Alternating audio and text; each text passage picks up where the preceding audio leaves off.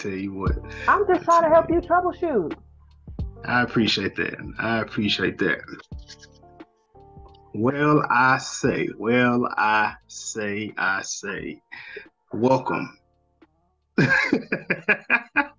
Welcome to the episode 33, The Glass Onion. I am BenoitBlac, not to be confused with Benoit Blanc in the movie. I am just joining two of my friends in a, you call it a podcast? How do you, is it a podcast?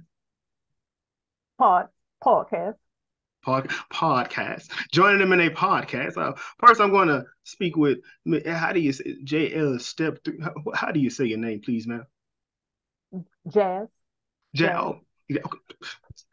It, your reputation precedes me. And we have my good gentleman, Chris, over here. How are you doing today, sir? Doing good. How you doing, sir? I cannot complain. Snazzy haircut there. And again, today we are running through The Glass Onion. This is the second installment in Rian Johnson's Knives Out Mysteries. Of course, within our first one. Well, before I get there, hey, again, this is the Welcome Good, the What Is It Good Though podcast. Please, we would like you to like, share, comment. Let us know how we're doing. Do we want to go through the recap of the first movie?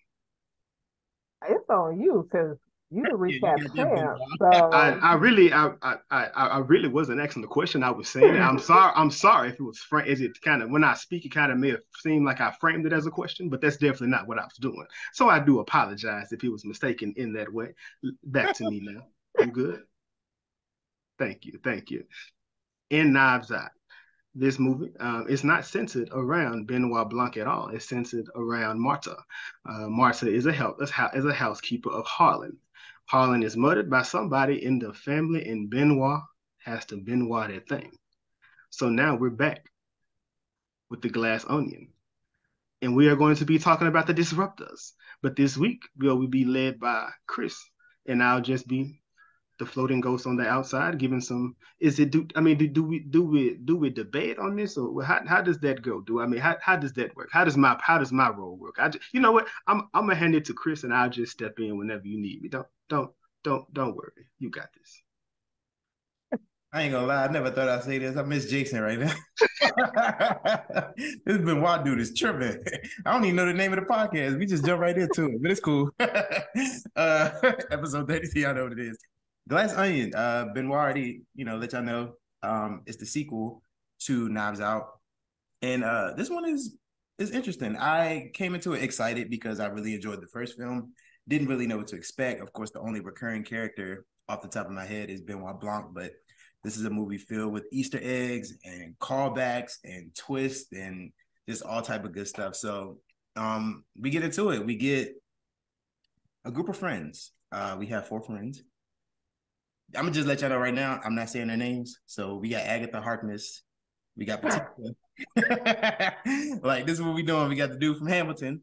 You already know. And this chick, Kate Hudson. Now, listen, we're not doing the Helen Hunt thing. So apparently Kate Hudson is a big deal. I don't know about her. Jazz is laughing. Okay, so whatever. She got a few good movies out there. But as you can tell, she's not my Lincoln Thrones because I didn't know who she was until I looked up the credits. But Kate Hudson, they all get a mysterious box in the mail, and I'm trying to figure out, what this is, what's going on. It turns out it's some sort of a puzzle. You guys get this box in the mail, and it's like a puzzle. Are you taking this approach? Like, what are you doing if you get something like this, Jazz? I feel like you would be more inquisitive if something like this happens. I don't know why you would think that, because no. Absolutely not. I'm not doing none of the stuff that they did except for Andy. That's how I'm opening this box. I'm looking at it and I'm just like, it seems kind of heavy. The wood seems very not cheap thick. So I'm just like, okay, let me go ahead and get my hammer. Hopefully I would have a chainsaw, make it a fun, exciting box opening. But yeah, Chris, I'm not doing that whole trying to do the whole eye test, and then it was I think one of them was like SOS. It was more so, yeah. Right, Morse code. Yeah, thank you. And then no, I'm not doing none of that. Especially like Birdie's character, who's Kate Hudson. That wasn't that her? Kate Mhm. Hudson. Okay, she had a whole party going on. I'm not opening up no box in the middle of a party. Granted, this is during quarantine, as we see, and Yeah. everybody was in her pod. Her pod looked lit, but I'm just no. Chris, I mean, Jason, would you try to open up this box? I feel like Jason would definitely try.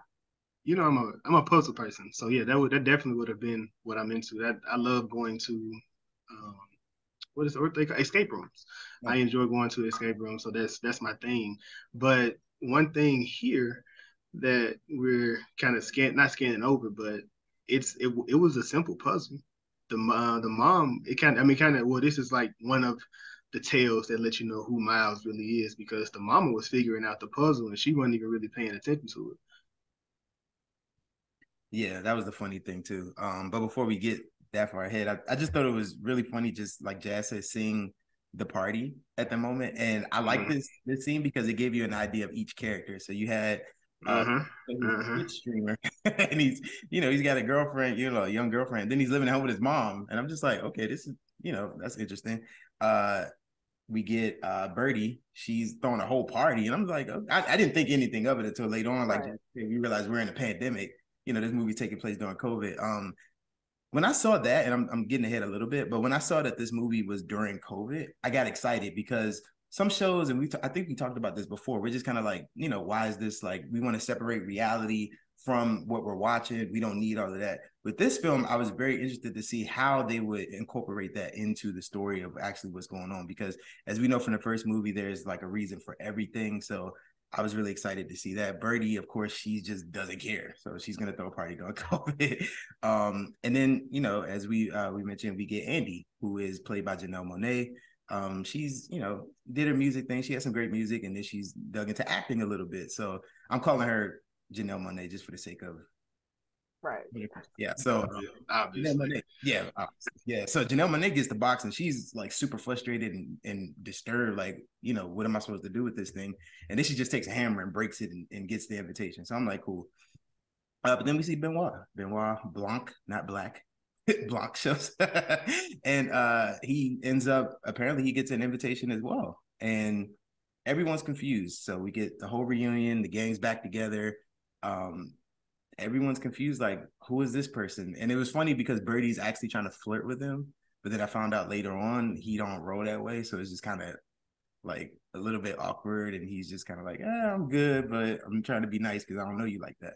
And we get a cool cameo here. We get one of the stars from last year. We've reviewed his movie. We've talked about him in his TV show, Ethan Hawke.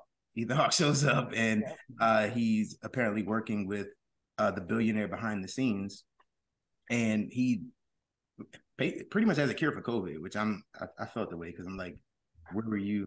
Where? Yeah, but whatever. But everyone gets on the boat, and everyone's super shocked to see Andy pull up. Oh, Janelle Monáe, excuse me. Everyone's shocked to see her pull up. They're just like, what's she doing here? And they just realize it's about to be a crazy trip. Where did you guys think this was going as far as the story, the mystery? Like, was there anything piecing together early on when you guys first saw this film, Jason? When I first saw it, no, but there were a lot of tales. Like I said, I mean, it's a murder mystery, so a lot of stuff is going on. And I actually, to go back to a point you made previously, I actually was turned off by the COVID aspect of this. Like, I didn't like that, and it actually shows when they show Claire's character, which is played by Catherine Hahn. When they show her and the guys at the door delivering the box, she has a COVID mask, and she's like, "Oh no, let me." And she puts her shirt over her face, so like she cares, but not really when it comes to the COVID piece or the COVID aspect of what's going on. But then of course you see the ensemble of everybody being introduced, and like I said, when Duke comes, you hear Duke before Duke comes up, and that is kind of like in the first movie. In the first one, it's the dogs. Or you have the dogs, or you have the baseball. Either one, it's a tale that you have to follow throughout. It tells its story of its own, just like the water bottle in Bullet Train. It has its own story, and if you follow it, you know what the actual story is going if you really. But when you first watching it, you're not, because you just like, it's not that simple, right? But that's my thoughts. What about you, Jazz? I was gonna actually go back to when Blanc was in the tub. Mhm. So it's just playing Among Us. And y'all remember 2020, we would Man, the group chat would be playing Among Us on a night like hours. I miss those days. But and just seeing them playing, and then the fact that Blanc is one of the top detectives, he can't even play Among Us. Like he keeps getting caught. Like you do not go down the vent in front of nobody. You have to kill that person. Blanc don't know how to play. But did y'all notice in this scene, like the four individuals that he was on a call with, they were using their yes, real names. Yeah, And yes. so one of them was actress Angela Lansbury. She She passed. passed away. Jason, let My me get bad. my facts off. Damn. Look at Mr. Snapper. Right. Like, slow down. It's Matlock, So, bro. Jason, My bad. damn. Like, so, goodness. So she passed away earlier this year. And like Jason said, Matlock, she was also a murder she wrote, and she also did the voices of key actors in Anastasia and Beauty and the Beast, the animated movies. So I thought that was so cool seeing her in this, because I believe it was like one of her last projects that she worked on. But then you also had Natasha Lennon, who was my Link of Thrones a couple of weeks ago, and so they were just using their like actual names, and so I thought that was pretty cool. He just seemed like he was depressed in a rut. How you spending all day in the tub with your laptop over you? I'm just scared for his life. I'm like, don't like just get electrocuted. Blanc, be out of here. But you know somebody that be letting laptops fall in their tub, Jason. I'm not saying they be letting them fall in the tub, but I definitely have my tablet. I be in the shower. I don't be in the tub, so. That's All somehow. right. Why do you have the tablet in the shower? The tub, I How? get because it's just like most of the time you relaxing, but the shower. You I just feel put it like up. the shower is really like unstable unless you got like You a have a whole. bar. I have a bar. I can just sit it up in there So you got like a whole setup. for myself. Yeah, I do. All right. We don't need to go deeper into it, but I thought this scene on the yacht was hilarious. But then also that yacht looked fire. Like I would love a billionaire friend that can have me come to their private island on a yacht like that. Yeah, maybe not this particular friend, but you know. Oh no, not with this type of character, but just the thought and just to see like Andy on the boat, and like a lot of the shots in this movie were extremely important. Yes. Every shot had a purpose. Of course, you realize it on the rewatch, but the fact that she was like away from everybody else and she was holding on to the railing of the boat so hard, because my first reaction was, oh, she gonna cuss this entire group out, like something happened between them. And so just that scene, I was just like, all right, let's get deeper in this because it's a murder mystery. Mm-hmm. So I'm like, is she gonna get murdered, or is it the person who sent out these invitations? I was asking those kind of questions before we got to the island. Yeah, Jason always missed about last week about am I going to be jaded this week? When I saw the film, I was, because I didn't know who was going to get killed. I know the trailer and then even the whole game, and I'll talk about that now because we get to the island, Miles Bron's island, and he's super rich, Elon Musk level, which is kind of funny because Elon Musk ish. But that, hey, it He is. said he said he doesn't write in the thought of people, so it's not supposed to be him, but it may feel like him. Yeah, well, we know what it is. But they come to the island. I thought a cool little sort of trying to throw you off was I think his name was Daryl. He was just walking past, and he's just like, don't pay any attention to him. And it's so funny, like on the initial watch and then the rewatch, so many different things. They're telling you everything, but you don't catch it because we're so used to I always thought he was just like the meta character the entire time, because he was just like, yeah, don't pay attention to him at all. He's not a part of this, so just take him out your mind. Yeah. So I thought that was a really cool thing. But then, we end up getting here and Benoit is super confused. Miles Bron is super confused because not only is Andy here, but Benoit Blanc is here. And he's like, okay, you guys aren't really supposed to be here. But I give him his credit. He does a good job of playing it off. He's excited to have all of his friends joining him. and Benoit is trying to get down to see actually why he's actually here. We don't know yet, but Benoit does. And we meet most of the characters. Who was your favorite out of the group on your first watch, I'll say? When you first meet these guys, who really stood out? He's like, oh, I like that person. I'm gonna say between Duke and Birdie. Yeah, I like Because they Birdie. were just like funny. Birdie just so stupid, but she's goofy. When she thought it was a tic-tac-toe board, Yeah. when they were the buzzer, I was just like, Birdie is such an idiot. Like literally, she's like, I need to Shazam this. She's like, oh, this is just a lamp. Like, what is going on? And Duke, the fact like when he told his mom to shut it, and she got him in check at the beginning of the film, he was like, but we're streaming. She's like, I do not care. You got a box on the table. So just those two interactions with those characters, that they definitely my favorite. What about you, Jason? Yeah, it's Birdie. It's Birdie on top. I love what Kate was doing with the character for the movie. Like she was, I mean, she definitely played a bird. So she kind of went in and out of playing this bird, and then some conversation she had with Blanc, she was kind of like, could she do something like this? But she was my favorite. Who was yours, Chris? Definitely Birdie. Birdie and Duke were my favorites. I really like Duke because I was a fan of wrestling growing up. I used to watch it all the time with my grandfather. So seeing Batista, all these roles, and just like, okay, I'm really gravitating towards seeing what he's doing. And he was actually, pretty funny for the most part. He wasn't really as comedic as like Birdie was, but he did play an important role. And then Birdie, like you just said, she just stood out and just was carefree. It's funny that Jazz mentioned the Shazam moment at the beginning of the movie, because the song that was playing was by Yo-Yo Ma, who actually made a cameo in this film. He was actually in the beginning, he actually told her, the name of the song, what was playing. So I really like that. And there's more as we get through, but Ethan Hawke and Yo-Yo Ma were two funny ones. But Benoit, he's snooping around trying to figure out, hey, why am I here?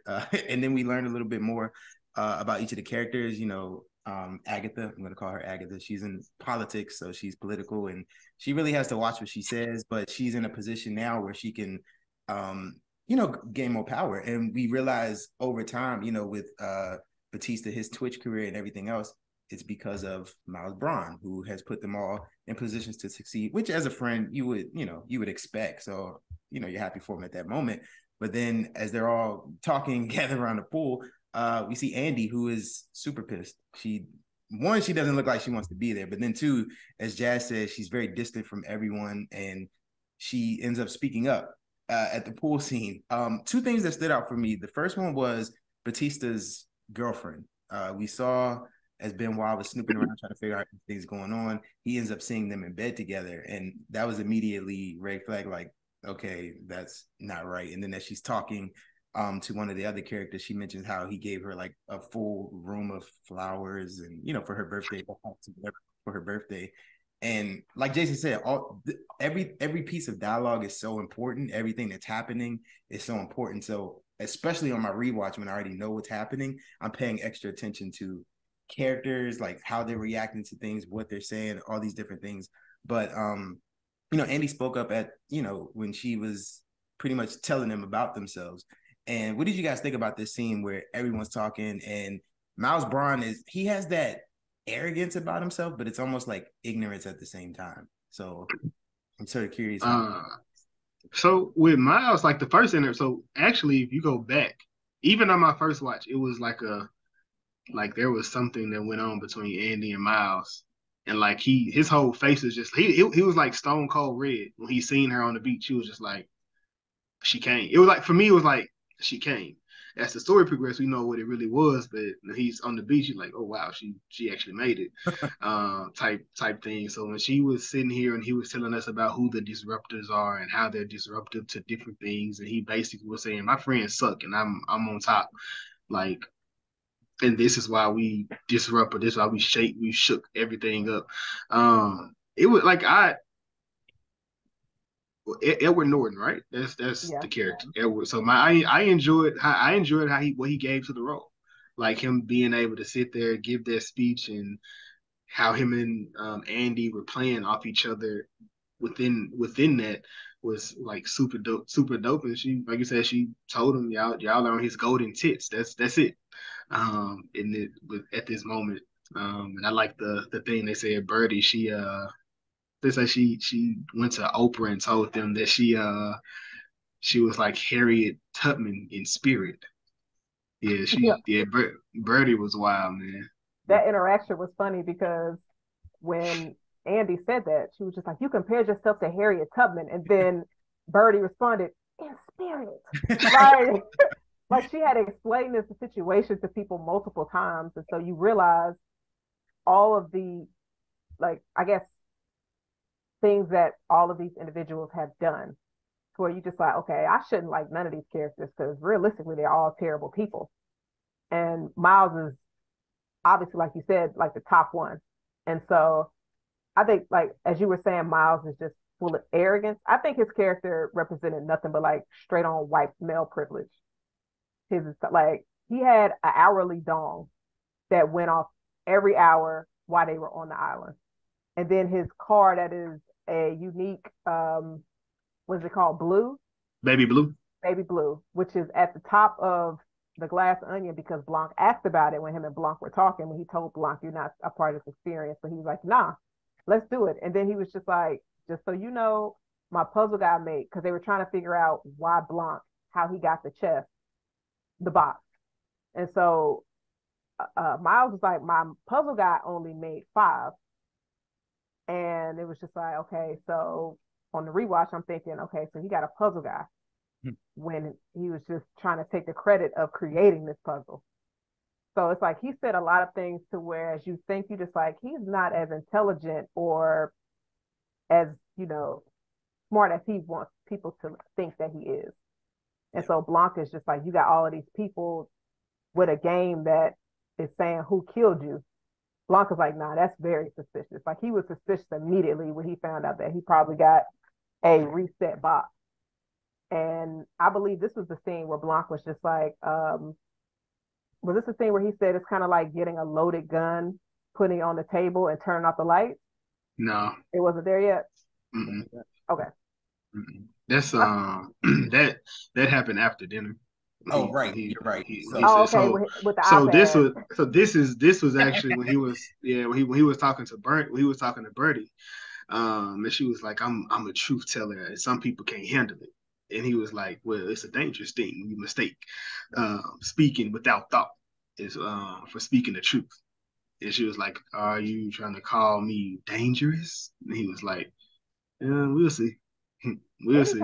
Anytime somebody interacts with Birdie and Peg is around, I love that they pan to Peg's reaction. Peg. Peg knows. Peg is just like, she's such an idiot, but I've been working with her for so long. Her brand represents me. So yeah, another thing I would like to call out was when they was in the pool.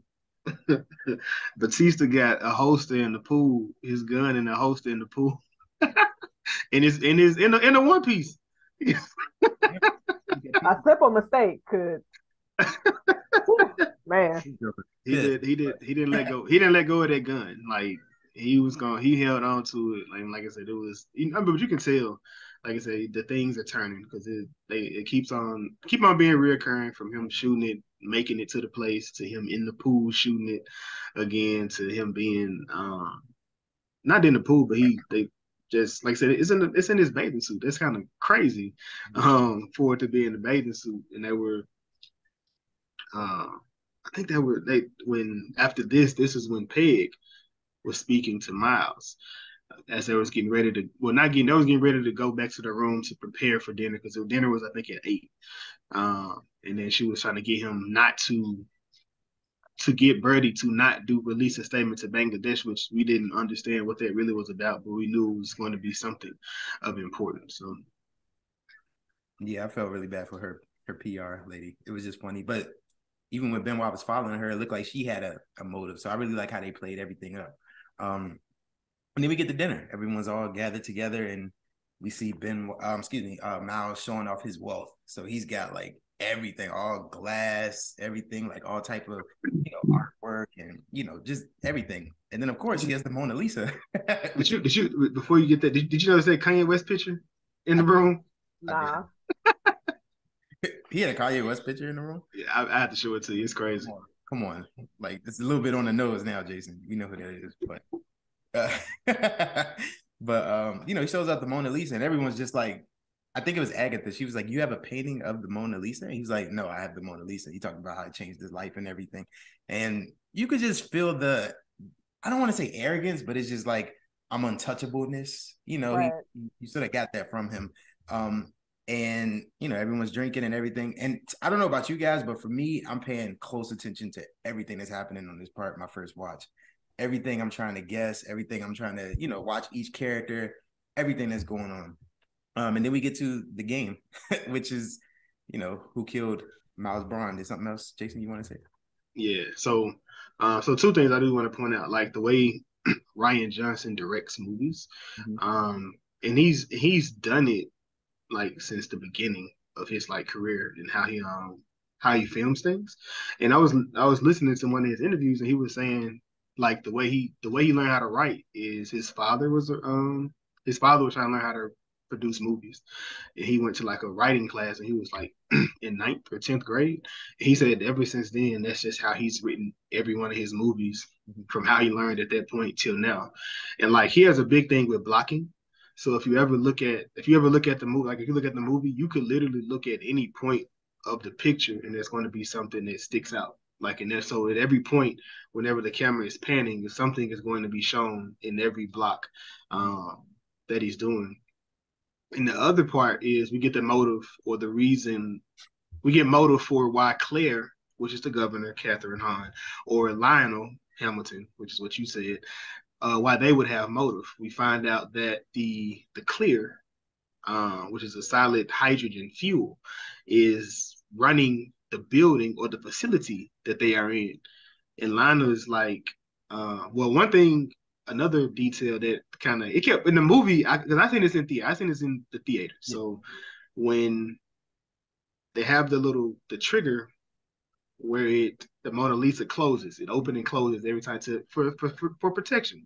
Right. Like in the movie, it kept making me nervous for some reason. Like every time it hit, it like boom. I was like, bro, you felt like something was gonna like it just felt like something gonna jump out, something gonna pop out. So when Lionel threw his glass down, he was like, oh, my boy finna get lit now. What's going on? He was like, man, I told you that's an untested substance. I need at least 2 years before we can even talk about what we're doing. You running an entire facility within this. In another callback to the beginning, when the movie is initially coming on, Catherine is on CNN. She's telling you about what she's doing as far as what's her plan, what her plan is as governor. And she was more so talking about running a clean fuel system or whatever that was. But everything Miles was, he backed her, but everything he was doing was completely opposite of her. So now we have motive of why these two would want to kill him. And then, this is when they get to the mystery of it all, I guess. That was actually funny. And like you said, that was a good point where you brought out the Mona Lisa kept, slamming closed. I saw it in theaters as well. And of course, everything's louder. It gave you like a sense of, especially when we get to another scene we're going to come up on, it gave you like a sense of, okay, like what's actually going to happen, what's going on, because every time, any movement, that's what happened. But, we get the murder, and it's just a game. And Benoit is super excited because he's so excited. He's been cooped up in the house. He hasn't really been able to solve anything. He's been getting kicked out in Among Us and losing at Clue and all this different stuff. So he's like, what do we win? And he's like, I'll give you an iPad if that's what you want. So he goes and immediately solves the murder. It was Birdie. And Miles Bron is pissed. Like, honestly, he's like, I had this, I forgot the lady's name, but I had her write this and everything. And he's like, you just, ruined it. And Benoit is like, he's been, doing his whole investigative thing since he's been at the island.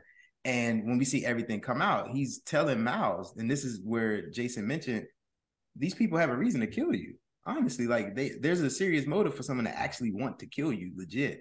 And this is when the mention of the gun, a loaded gun, and with the lights off came in, which again plays an important part in the movie later on. Did you guys pay that much attention to some of the dialogue, or were you just like, nah, I was definitely doing what you were doing, like looking at every scene, checking at everybody's movements, during it and listening to the dialogue as well. Because I was just like, that's something weird to say to somebody. Because can you imagine somebody coming up to you like, okay, so everybody downstairs in your house has a motive to kill you, and you sitting there like, wait a minute, like what? So I, but he was just so excited to solve it. He wasn't really. He probably didn't care if Miles died or not. He's like, either way, I'm gonna figure out who it is. So Probably the case. But then we get this next scene where everyone's still gathered together, everyone's drinking, having a good time, except Andy. And Batista finally pushes her to the edge where she storms off and she's upset.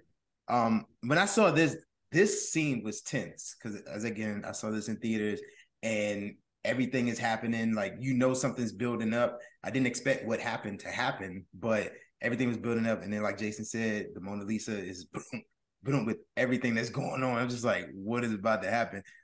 We see, and I don't know if you guys caught this on the first watch, but there's a couple of details that we get into. Of course, Andy storms out. Batista and Agatha bump into each other, which I thought was strange, but it's whatever. But Batista's phone keeps going off.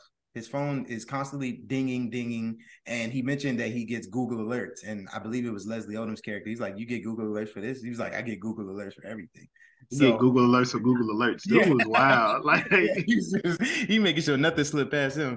So it was funny. He ends up picking up his phone, and he's happy about this, and he calls over Miles to see this particular alert. And again, Miles is. I'll give him his credit. He does a good job of playing stuff off in the moment. And, he's sort of looking at Batista like, wow, this change, Batista's telling him this changes things. And they're excited. Birdie's twirling, just having a good time. Before that, she asked to see it. And he was like, no, just only for me and Miles. It's only for me and Miles. You know what I'm saying? Yeah. But even before this scene, like I said, within this movie, they like the way he put stuff out there for you to see. So when this scene begins, it actually starts with Miles' glass. Did you notice that on your rewatch? Yeah. It starts in focus on the glass and everything else is out of focus. Then it zooms into the disruptors or whatever on there. So it was a nice, I guess, callback technically. Yeah. I definitely like this scene because now we realize why Angie is so upset with everybody. Mm-hmm. Because before we weren't really sure, but then you come to find out like when Duke told her, he was just like, "You a loser." He was just like, "We played the game, and we did what we needed to do to continue to have that connection, that lifeline, basically." And they were just like, "It was either you or us," and it was just like, we went over here with to where you just think like, "Oh, y'all trash." Yeah. Especially once you got more details of everything, you just like, y'all wouldn't even know it was. But go ahead, Chris. We'll get there. But after this information, after Miles Bron sees this Google alert, he's like, "Hey, let's make drinks and everything." I saw this the first time it happened in theaters. Yeah. And I was just kind of like, okay, but he makes the drink, he sits down, he hands it straight to Batista. And Batista takes the drink and he's taking the other drink. And he does a good job at it because he's distracting everyone with Birdie twirling. Batista takes the drink, everything's going on. Batista starts, gets a little Joffrey going on, like, what's happening right now? And he ends up, we thinking he's poisoned. And we just like, oh, snap. What did you guys, I'll tell you what I thought after you guys, but what was the first thing you thought when you saw Batista drop dead and everyone's going crazy? Like, what was your, I guess or what actually was going on? Who the killer was, I'll say. Who don't dance with pineapple? I mean, so honestly, looking at it, I didn't think it was nothing drastic. When I looked at it, even in my initial watch, I didn't think it was nothing too crazy. I felt like it was going to be something simple. And it did turn out to be something that's simple. What about you, Jazz? I immediately was just like, oh, Miles out here killing people at his party? Because I saw the exchange with the drink. Mm-hmm. And so I was just like, oh, that looked kind of, I was like, wait, like that exchange was weird. And I'm just like, immediately, Duke is choking and now Duke is dead. Yeah. And Whiskey is just going, of course she's upset. Her boyfriend is dying, and Blanc's like, so I need you to back up a little bit. Back up, because evidence. And then they were just trying, wasn't it this scene where they were trying to figure out like where his phone was? Yeah, he Because started like trying to figure out. because everybody is shocked. They just like, what happened? You know, trying to figure out what's going on. Like he was just fine. And a phone got missing, a gun got missing, and it's just like, wait. And everybody looked suspicious because before they even took that drink, you saw Lionel and Marie, Agatha, Yeah. Claire. You saw them two, like, because they've been buddy buddy this entire time. So I'm just like, is it them? Like, because you can't really trust people in local government. They'll take you out. Most government, but that's true. Now, when I first saw it, I thought it was a joint operation. So my Right. thought was Miles and Whiskey, because they thought, we saw them in bed together. So I was just like, okay, they want to get him out of there. But Lionel and Agatha was a good one as well. But it was funny. The phone was going off and everyone was looking for the phone. Then all of a sudden the alert stopped, and I'm just like, it's just like, okay, super convenient. Then the gun's missing as well. And we have no idea what's going on at this point, but we just know that someone killed Batista for whatever reason. I didn't really see a reason why they would kill him because everything was pointing to Miles being the issue. So when I saw that, I was expecting some different revelation where, he was, I guess, I don't know, blackmailing him or something, which technically he was, but we'll get to that as well. Yeah, the lights go out as well at this point, and chaos ensues. Nobody knows what's going on. Everyone's in a panic. We see Janelle Monáe running away, and we're just like, okay, she was missing this whole time. Did she have something to do with it? What's going on? Lionel, when he saw Janelle Monáe running away in the, I guess, vestibule or hallway or whatever it was, he looked mad suspicious. But more so, it was just like he's suspicious of her. I didn't really suspect him that much at this point. And then she runs into Benoit, and they know each other. And did you guys catch the first time when he called her Helen and not?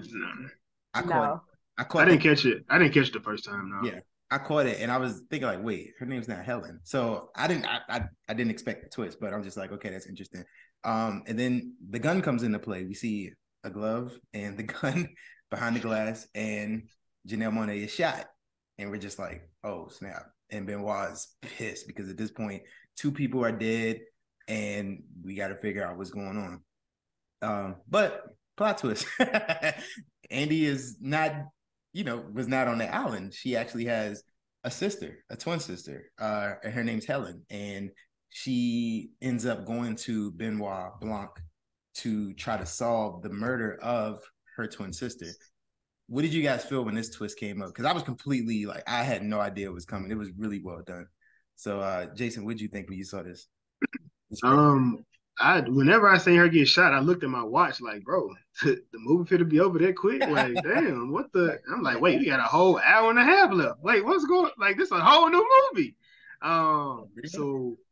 So for me, it reminded me of the first one. Because the first one felt like 2 or 3 different movies. Yeah, if you watch it, because it starts with like the mystery, then it goes into a cover up, and then it goes back to a mystery. Like it reminds you it is an actual mystery movie. So let's come back over here when it comes back to it. So it was dope. And like this one, it was the first part. Then you have the second half, which like changed the entire trajectory of the movie. And then of course you have the third act. And I was thrown back too. Like I didn't catch that piece, but I was wondering, how that was going to play out and what was going to happen. So, Jazz, what did you think about this plot twist? I thought it was, well, I thought the number one plot twist. I thought it was really cool. And then when I was thinking back of her introduction to the docs, the car that she got there in, it looked like she had taken an Uber, and Andy's character seemed more like she was financially in a good spot to where she could have had a driver drop her off. And the fact that she was late, I was just like, okay, that explains that. And then her being distant from everybody, because then Agatha's character had told Lionel she's different. Like she's not the same, which is hinting like, okay, this isn't the Andy that they know, because of course it's her sister. And so during this flashback, we see who answered the door. It's what's my man name? Hugh Grant. Hugh Grant. Yes. And so him and Blanc, you know, couple, he answered the door. He was like, "It's a lady here with a box." And so I thought that was another like really strange cameo. I appreciated those in this movie. I did too. I definitely loved all the cameos. And then when it was getting to the point to where they were getting close to like, okay, have you reported your sister dead? She was just like, I don't know nothing about none of this, because obviously it hadn't hit the news cycle yet.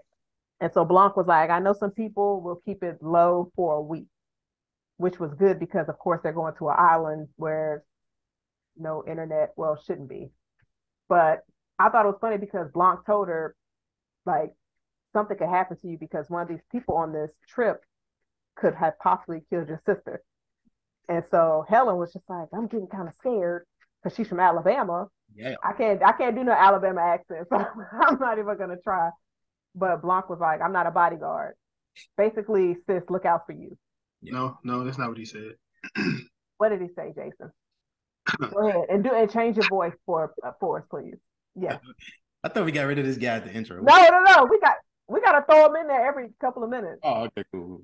Now, Helen, I am not Batman. That's what he said. But there you go. Back to you. Jason could not wait. He could not wait to say that. I feel like Batman, Thrones, or Marvel makes its way to every episode we've ever done, but it's fine. Shout out to Batman, I guess. But I mean, that's all three of our faves, so that makes sense. That makes sense. You're right. That makes sense. But yeah, we get the backstory, and apparently the real Andy died by suicide, allegedly. And we figure out, the whole story. Miles Bron and what is the gang called, Jason? The Destructors. The Disruptors. Mm-hmm. Been disruptive, and they actually lied on Andy because this whole idea for, I'm assuming, Clear, which eventually becomes Clear, but not Clear. Clear is the name of the product. Right.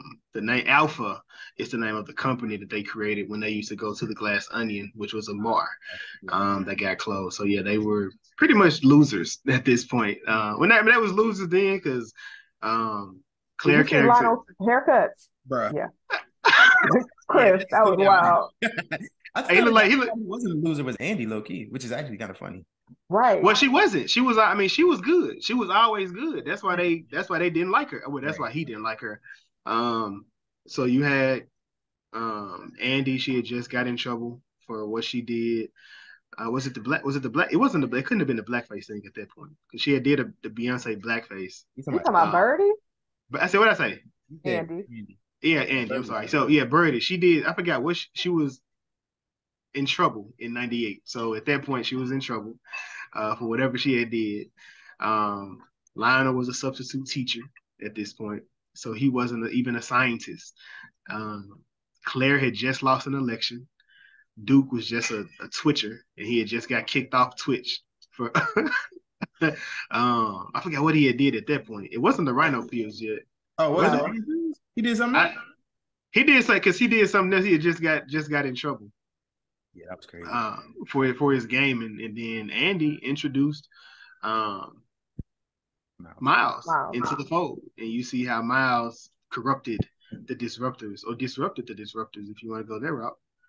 Yeah, it's actually funny because they didn't like him at first, and then he, used his way of persuasion to all get him to buy in, to everything he was doing. I thought it was funny Lionel being a substitute teacher and then ends up being like one of the world's like most renowned scientists. That was interesting because y'all used to like mess with y'all substitute teachers when y'all was young. Of course, Jason did. People did. Not I. And for the people who can watch this on YouTube, as soon as I asked that question, Jason got like this. He does. Jason looks like a substitute teacher right now. Well, yeah. So no. Wait. Before we do this, because you want to go there, this was inspired by Ransom in the first Knives Out with his sweater. I don't have no holes in mine, but yeah, this is inspired by him and his sweater wearing ass in the first movie. Don't wear that again. I'm gonna just say that. I'll be intro next time. So I'm lighting you up next time. You got lucky. It's a nice sweater, Jason. You look nice and warm. Yeah, right. I'm hot and burning up actually. Yeah, it's gonna get hot, but I'll light you up next. He wearing that sweater. Nah, But I thought that was funny. But you know, become super successful, and of course, Andy's idea. She writes down, I believe, it's a formula of some sort on the napkin. What was I that? don't see. I feel like she wrote the business model on that napkin. Yeah. When they were at the glass, at the Glass Onion, she wrote the business model It was the company plan. So she Yeah. her handwriting and everything.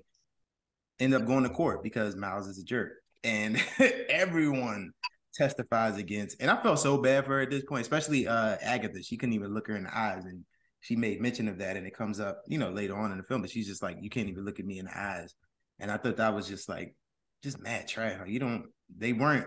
I don't want to say they weren't really friends, but they weren't really friends because they're looking out specifically just for them, and they realize the power that Miles Bron has at this point. But it's just kind of crappy that all of that happens.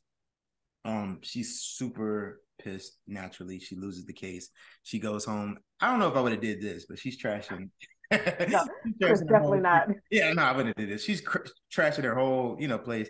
And maybe breaking things runs in the family because we saw Helen breaking the box at the beginning. Now she's, Andy's messing up the apartment.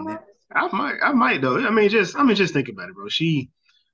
In order to keep him from getting this hydrogen fuel, she tried to get her half of the business and get it out of it. So that keeps him from being able to do it. Mm-hmm. But he had been already working behind her back and written her out of everything to take the business.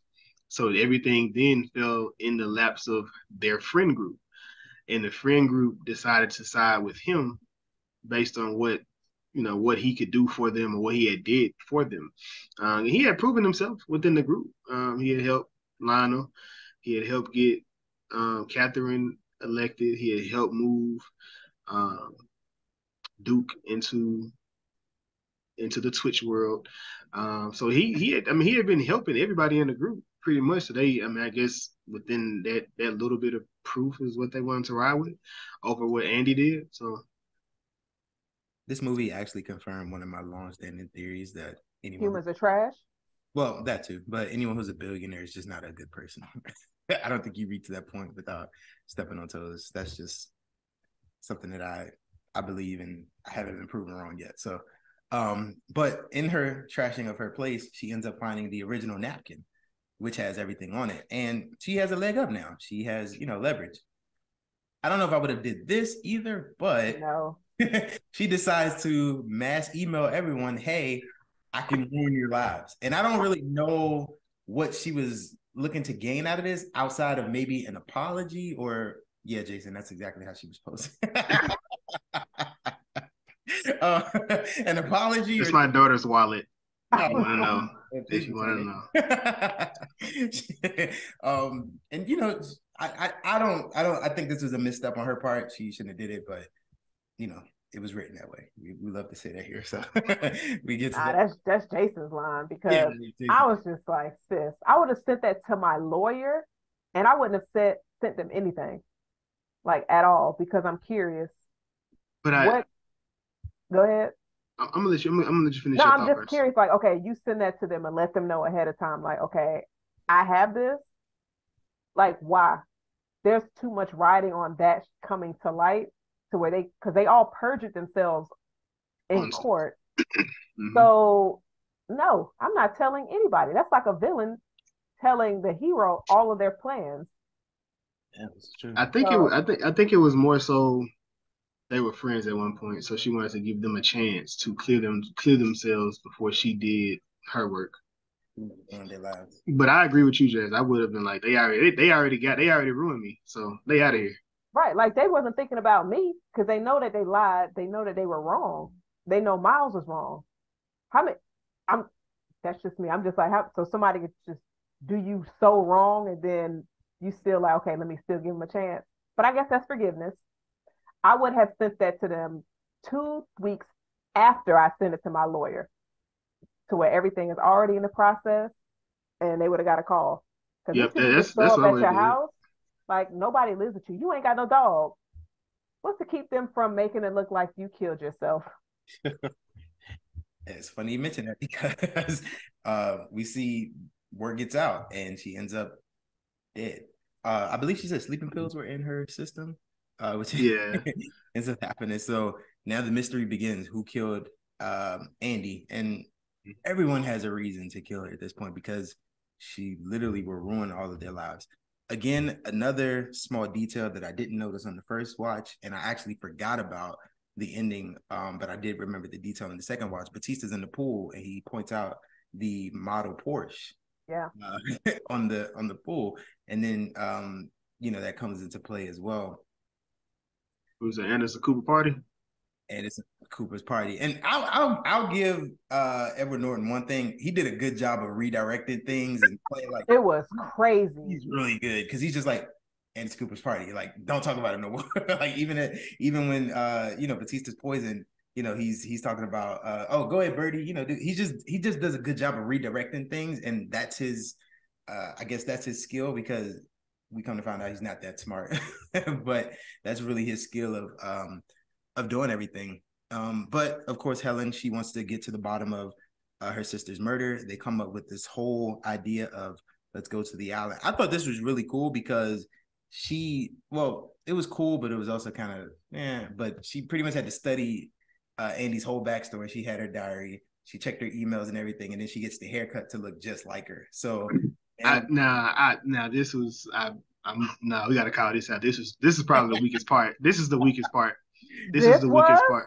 Yeah, this is the weakest part of the movie. It was just so convenient that Andy has been keeping a diary since she was 7 years old, her entire life, and she never stopped doing it. And you knew exactly which journals to pull up to read over to know how she did this in 2 days. Okay, so let me cut her some bail. They are twin sisters, identical twin sisters, and twins are usually very close. So I wouldn't put it past that. And a lot of people keep diaries, so I said she conveniently was able to find the diaries that she needed that gives her the information to lead a conversation with the people that they were dealing with at that time, that day and age. So do you think it's far-fetched at a certain point for Andy to tell her sister, like, hey, this is what's going on with the case and everything that's going on, like, in case something happens? Yeah, to a certain point, but she kind of said she knew some things, but not everything, I want to challenge the whole just in case if something happens, because I don't think she has that forethought for the simple fact that she felt the need to send them an email that she has the napkin. So she's not going that way of like something might happen to me. But I will she didn't feel threatened because she let the killer into the house, but Right. So I will say her, like, Jason, are you trying to say, like, how was it so easy for Helen to find that diary? If she writes in it every day, 9 times out of 10, it's going to be in her nightstand. It wasn't just one, though, Jazz. It would have been a lot of diaries. She Look, keeps a diary for every day. They're all under her bed, Jason. Do you not keep diaries under your bed? 365, 360. I don't even know how old she was, but that was a lot of journals she would have to try to figure out. But I mean, some stuff, like some details, I'm sure her sister would tell her, like, she couldn't even look me in my eyes on the stand. Like something like that, you know what I'm saying? But like other details, like, come on now. Yeah, I thought that was funny.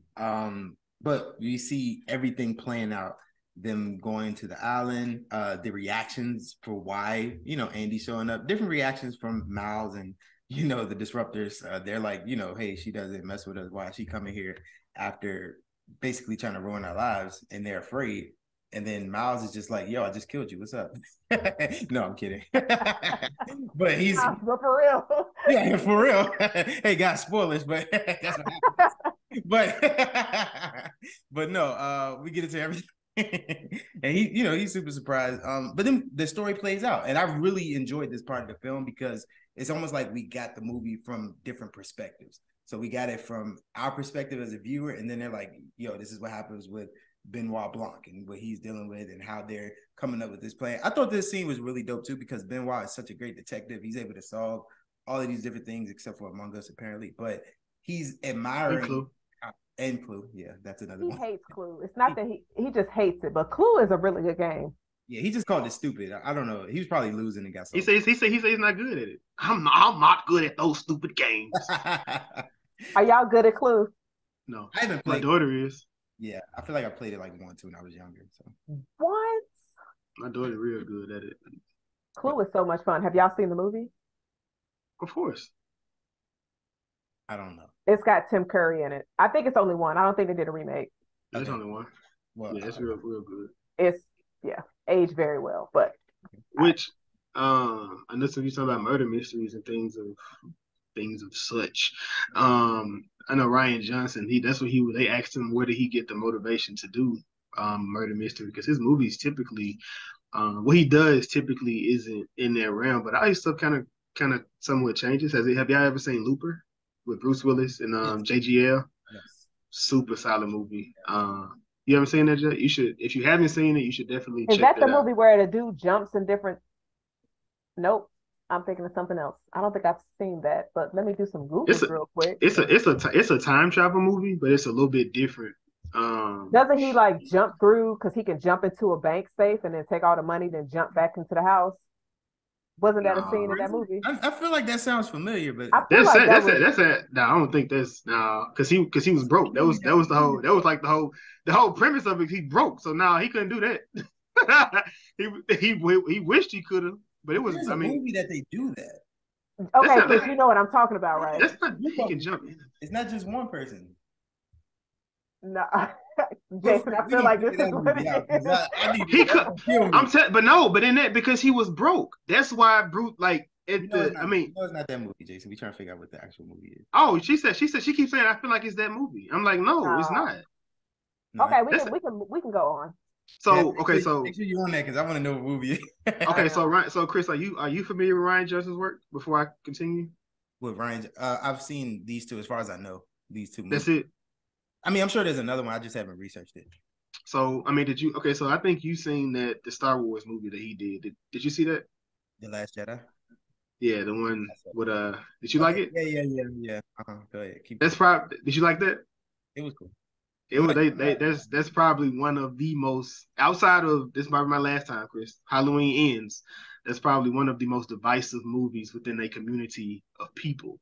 As far as how he created that movie, and he also wrote the top or the most highly rated episode. Now, he didn't write; he directed the most highly rated episode of Breaking Bad.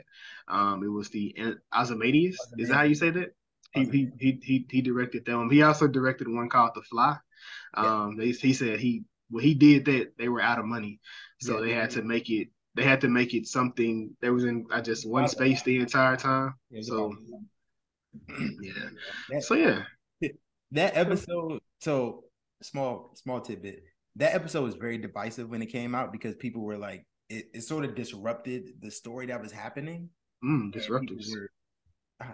And people were kind of like, what's going on? Like, why are we getting this now? And then broke. But in Better Call Saul, it really, it blows my mind how good that show is and how it ties into Breaking Bad. But it really brought it together as a reason why Jason don't get it, because he ain't watched the show.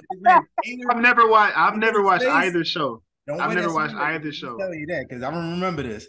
But the fly of the show, like what the Fly episode plays back. The Fly episode makes more sense after watching Better Call Saul, because of events that happen in Better Call Saul. Got you. It's tied together really well, and it's almost like it turns a meaningless episode into like, oh, this is amazing. Like, these guys are geniuses. That's pretty much what it. But if you haven't seen the show, it's kind of hard to explain. But which makes sense. Yeah, which makes sense. It's really fun. I just want to say, Chris, the name of the movie is Jumper. Thank you. That's what it is. I remember. That's what it was. I don't think I've ever seen that. You're not missing nothing.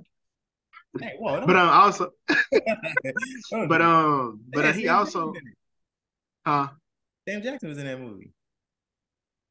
Sam Jackson in a lot of movies. That's like Sam Jackson.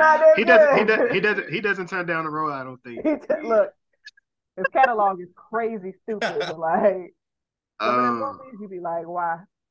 And then what else? Ryan Johnson. Oh, they asked him because of how people crapped on his Star Wars movie. They asked him how does he feel about it, and he was like, I feel better than I did when I created it. Because he said it's divisive, because you have people that really enjoy it and people that really don't. So it was. I mean, I did my job within it, so I'm perfectly happy. With the thing is, it took him like 10 years to do that movie. Oh, before they actually put it out.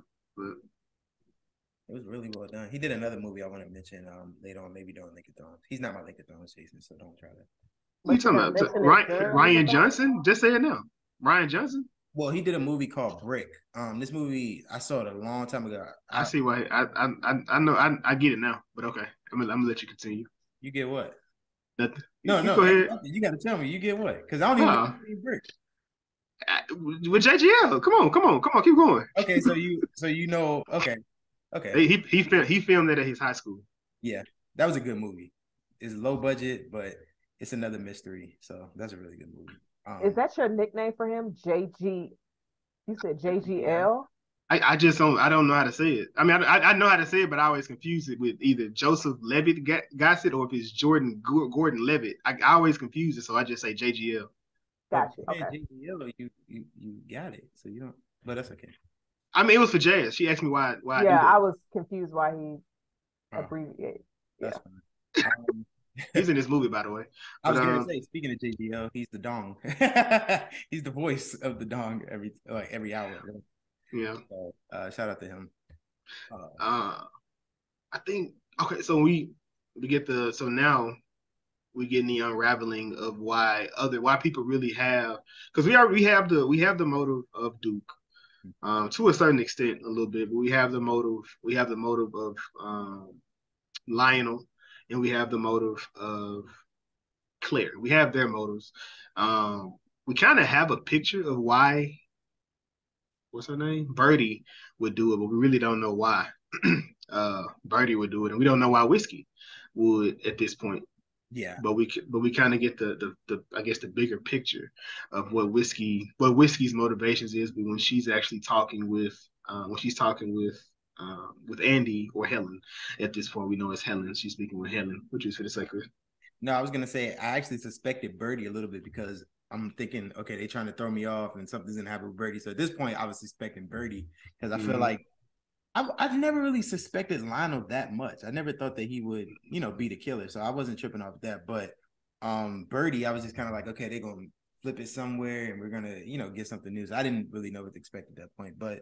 No, I was mentioning how I really enjoyed Benoit and Helen / Andy's interactions because she's, figuring things out. She's got her checklist with, the motive and, why they would do it and everything. And she's going through everything. And he's super impressed. He's like, yeah, you actually know what you're doing.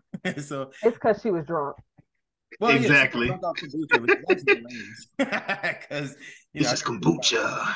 Jerry Leto's hard kombucha. So I thought that was really funny. And then there was also a scene that threw me off. I don't know if you guys, got you, but Serena Williams pops up. Thanks. Yeah, and I was just like, whoa, they got a post of Serena. And then it turns out it's actually Serena. It's like a movie. Like that was just random. Yeah, it was just mad random, but it, I appreciated it. It was dope. Here. So when they were in the room, like they figure out the fax machine. You see the fax machine because Miles doesn't have a phone. He just uses fax machine with one phone number, which was weird. Like, did this bring anything for y'all? Like, he doesn't have a phone. He just have a fax machine. No, I didn't think about it that much. I just thought it was weird. Because he was in New York or something when he got the fax. So maybe he was just trying to be off the grid. So I'm referring to in the Glass Onion. It's also a fax machine because this is where they see he has a picture of Andy as well because Lionel forwarded it to him on the fax machine. Which, like I said, there's a lot of things in here that keep getting brought up. But the thing I was gonna tell y'all. So this is where it actually comes into, right? So like not publishing, but branding and sponsorship when it comes to movies and things of that nature. Certain things you can use, you have to get right off and you have to get clearances for. So one clearance you don't have to get is using an iPhone, right? You can use an iPhone in a movie. You don't have to get clearance for that. That's perfectly fine. That anybody can do that. Is it just an iPhone or any kind of Apple product? So it may be Apple product, possibly. But I'm a roll with the iPhone because that's where I'm going with this with the situation. But so like I said, this is why I said you're gonna look at movies moving forward differently. An iPhone cannot be used by a villain of no ilk at no point in the movie because they don't want their product to be looked at in any kind of negative light. So if you ever see a movie any of them type of movies, they're either never gonna or they like I was watching a movie which is gonna be my Link of Thrones if nobody don't call it out. The guy has an iPhone but he doesn't use it. It always rings or it always does something across the room, but he never picks it up. In Rian Johnson's movies, in this one, Miles doesn't have an iPhone because he does everything off of facts. In the previous movie, Chris Evans, he never uses a phone. He never answers a phone when they kept trying to call him because he doesn't. So it was just like a big thing. So it's like whenever you look at the movies, just moving forward, like when you look at something like even if you look at like a Scream movie. Remember whenever all the main people that were getting killed, they had the iPhone, but whenever the killer started texting them, it always turned to like a green bubble or whatever that was. So we never seen those people using the phone. So it kind of takes out those people. That's why you don't see a lot of people with the device.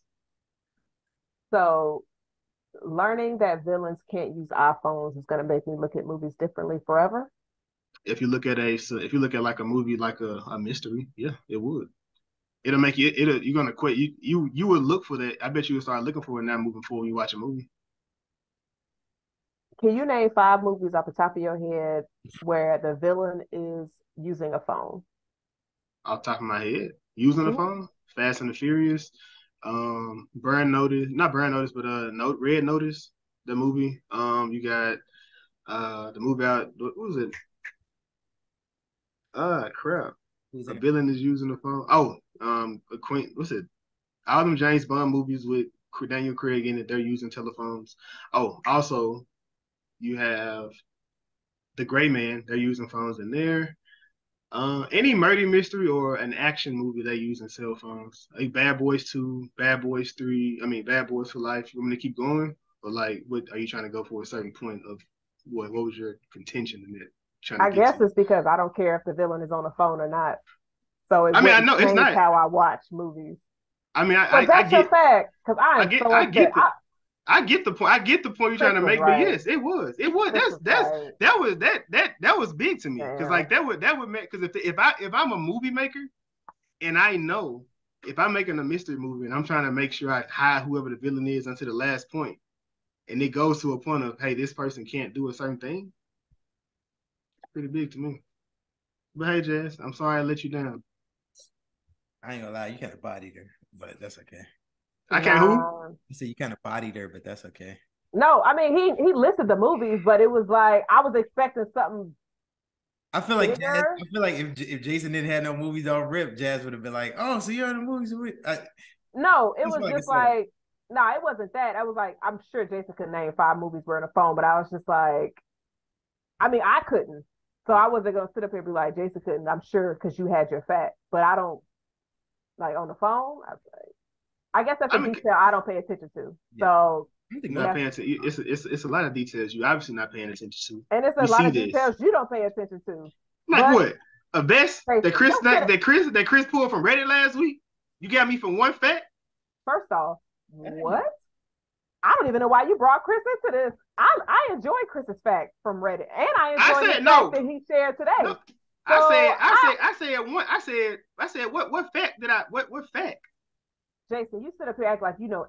No, don't. I didn't say. I say I don't know everything. No, I didn't say I know. That. So don't. But you coming at me like, oh, that was a good. But that was a good. That no, I feel like that's a good note. But Jason, when you brought it up to us a few days ago, it's gonna change how you and I'm just saying it won't. I'm not saying that the fact wasn't good. That's don't tell me shit about an iPhone ever again in your life in the movie. Chris, I guarantee you, bro. She gonna be like, oh my God, I slick noticed it, but I'm not gonna. Well, I promise you, she gonna come back and it's gonna be something. She gonna be like, man, I couldn't help but, and she gonna say something slick. Like she gonna try to. It's gonna be This won't be the first time Jason was wrong during one of our episodes this month. About what? I'll leave that alone. We'll get to it towards the end. But Jason, thank you for that fact. That was really good. I don't want to hear that. So shit. Now I can't show appreciation just because I said it's not gonna change how I watch movies? No. Chris, is this going to change how you watch movies? I mean, I'll pay more attention to it, so I'll appreciate the fact. Chris, is this going to change how you watch movies? Probably not. Certain movie, it's not. I mean, if it's a comedy, it's not going to be a thing. It's only going to be a thing if you're watching an action or a mystery movie. I just feel like they can change it up because I just feel like they can. They do. I mean, they, like I said, in this, it wasn't a thing. He didn't have a phone, so it's a thing of if they don't have a phone, it's a whole thing of they didn't have phones. Only person you seen in this movie that had a phone was Duke. He had a Google phone. And then you went to Birdie. She had another Android phone. Everybody had the same, like then Peg, she had an iPhone. But you're not paying attention to a detail of a phone, but that's a small detail in a murder mystery of a movie where they showed you a gun is going to be used in the beginning of a movie at the end of the movie. So like if you're not looking for stuff like that, then yeah, of course, it won't matter. But for me, attention to detail. Well, we got that out the way. Right. So yeah, good detail though, Jason. I also read that, so I thought that was really cool. We get to. I mean, it was cool. Yeah, I liked it. I didn't know we was getting that deep into it, but it's cool. So she challenged it. Well, you know. But realistically, you said that's what would happen. But you also said it'll change how I watch movies. But go ahead, Chris. No, I was gonna say I really like their dynamic and you know how they Helen, aka Andy, aka Janelle Monáe, and Benoit Blanc, really played off each other and just his appreciation that he showed. We realized that Batista actually wanted his girlfriend to seduce Edward Norton to, for his own personal reasons. And it was funny, this scene, because you see Batista watching, and then you see Benoit Blanc watching, and then you see Helen watching, like, all in a row. And then they both duck down when he thinks he hears something. So at the beginning of the movie, we're like, oh, this is motive for Batista to kill him. But in reality, it's all a part of the plan. So I thought that was a really cool touch as well. But as it continues, it turned out to still be motive for him to kill, because he said, "Hell no, I'm not doing it." after she was giving him somewhat, she wanted to get it before she gave it. But yeah. And then to me, this part was funny because we end up getting what's her name, Claire and Peg. Yeah, with the sweatshops, and I'm just like. Well, first of all, she had a second phone, which I felt super bad for her publicist at this point, because I'm just like, there's no helping her. But she also, talks about the sweatshops, and she's like, you thought that's where they made sweatsuits? And it just goes to show that knowing the right people will get you into positions, like, because she's just dumb as a brick. But she say you sent your emoji and it was dabbing. Yeah. I didn't even know they had it. I mean, Jason was dabbing last week, so I'm sure he's I was just mimicking Jazz. My team, yes. How's yours doing? Oh, so go ahead, Chris. I feel like y'all been trying to dunk on each other the whole episode. I'm just like, I really like this movie, guys. I just wanted to leave. Chris was like, guys, I want to talk about the movie. Like, please. Oh, that's funny. But we also learned that each of Andy's friends went to the house once this email went out, and Helen is talking to Batista and Agatha, and they're just like, yo, you didn't call. And she's like, you didn't answer. She was like, oh, well, I got a new number. And he's like, we came to the house, like, you weren't there. So, like, what's actually going on? But this, everything plays out, and I forget the exact order, but I know that Lionel was one of the, no, I'm sorry. What was the order who came first? Miles came first. Well, yeah, I wasn't trying to, I was talking about. Oh, my bad. It was Duke. Duke was at the house first, and then not Claire, but Agatha, she pulled up as he was at the house. Yeah, Agatha and Lionel pulled up, and Batista was about to, pretty much break the door down. But again, we saw another key piece of detail that comes up with dialogue where he's talking about, you almost hit me with that. And you don't catch these things on the first watch. But then as it plays out, you're just like, oh, he did say that. And credit to the writing, credit to Edward Norton's character for just doing a great job of redirecting things. Because as soon as he said that, he was like, Anderson Cooper's party, as if to throw him off. He been, feeding him drinks all weekend. So, but I thought that was a good job as well. And then, at that point, no one can find a napkin. And we learned that once Helen was shot, Andy ends up actually saving her with the diary, which, yeah. So the diary wasn't that thick. It was a smaller book, and it just so happened to get shot. This part was kind of like, it got silly, but it was cool. But it got silly to me. I was just kind of like, okay, I guess. But I thought this was funny. And then we see everything play out from this point, because this is where we got the flashbacks, and now we're back in the present. And Benoit has the hot sauce that he was given by Edward Norton, and he's like, yo, we can use this. You're gonna have to be quick. Pours the hot sauce. Did y'all see the hot sauce with the Jeremy Renner hot sauce? Yeah, shout out Jeremy Renner from Hawkeye. Yeah, hope he's doing good. But that was actually funny too. And he ends up, she ends up actually pouring the hot sauce on her and everything. And we get the dialogue. We're gonna finish this. The hot sauce going in her nose part, that was just, it was silly, but I'm not mad at it. It was just kind of like, I wasn't expecting that much humor, that type of humor, but it is a funny movie. And we get to that point as well. So she fakes her death, and Blanc is super pissed at this point, and he's realizing everything. He reveals that, hey, Miles committed the murder. He's like, Miles killed Batista, you guys. And it was funny because he's coming to the realization of everything, and at the same time, he's super fed up because he's just like, Miles is so stupid. And he's just like going through everything that happened, like all these phrases and stuff that Miles was saying. To us, we're not thinking about it. We're just thinking that he's talking, super smart or whatever. And then we go back and he's saying a bunch of nonsense. And I just thought this was really well done when we got to this point of the movie. But it reminded me a little bit of Bullet Train, where how everything matters. And as the plot progresses, you're like, oh, I remember that. Oh, I remember that. So I thought this was really funny. How'd you guys like everything playing out and pretty much the reveal of Miles being the killer? How expected was it for you guys at this point in the film?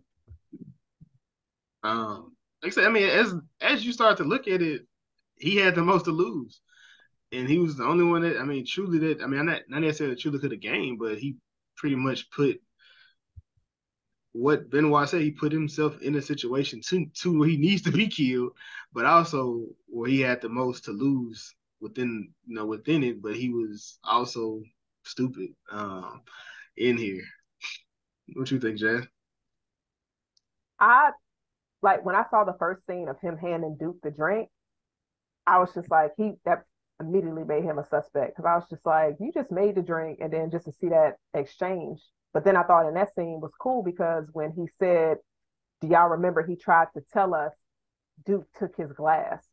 And then it gave you a visual of Duke taking that glass, to where on the first watch, I was just like, that's not the shot that I saw. So I was just like, wait, are y'all just showing me something that the character is saying out loud, but it doesn't mean it's factual? I thought it was really cool how they did that, because they also did that when Helen and Blanc was talking about which one of them possibly could have killed Andy, to where you saw Bertie in the car with Andy, you saw Lionel in the house with Andy. So you saw like everybody was a suspect, and you saw it as if how it would have played out. So I really appreciate how this movie did that. Instead of just two people having a conversation, they just gave you visuals of what it possibly could be, the scenario that they probably came up with, and then seeing visuals of it. But Miles was just sitting there like, all right, so yeah, y'all, figured it out. It is what it is. And then Andy/Helen come down the steps, and then Bertie just screams. Bertie was doing funny. A lot of screams. that was too funny. What?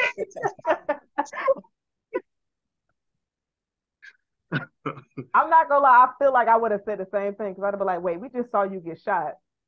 And then I thought that scene was cool, because when Blanc looked around and like, who could have been the shooter? I immediately thought of Randy from Scream 1. Like, everyone's a suspect. Because like everybody just came out of nowhere to where you like not sure. Yeah. But then of course we find out. Yeah. It's Miles, bitch ass.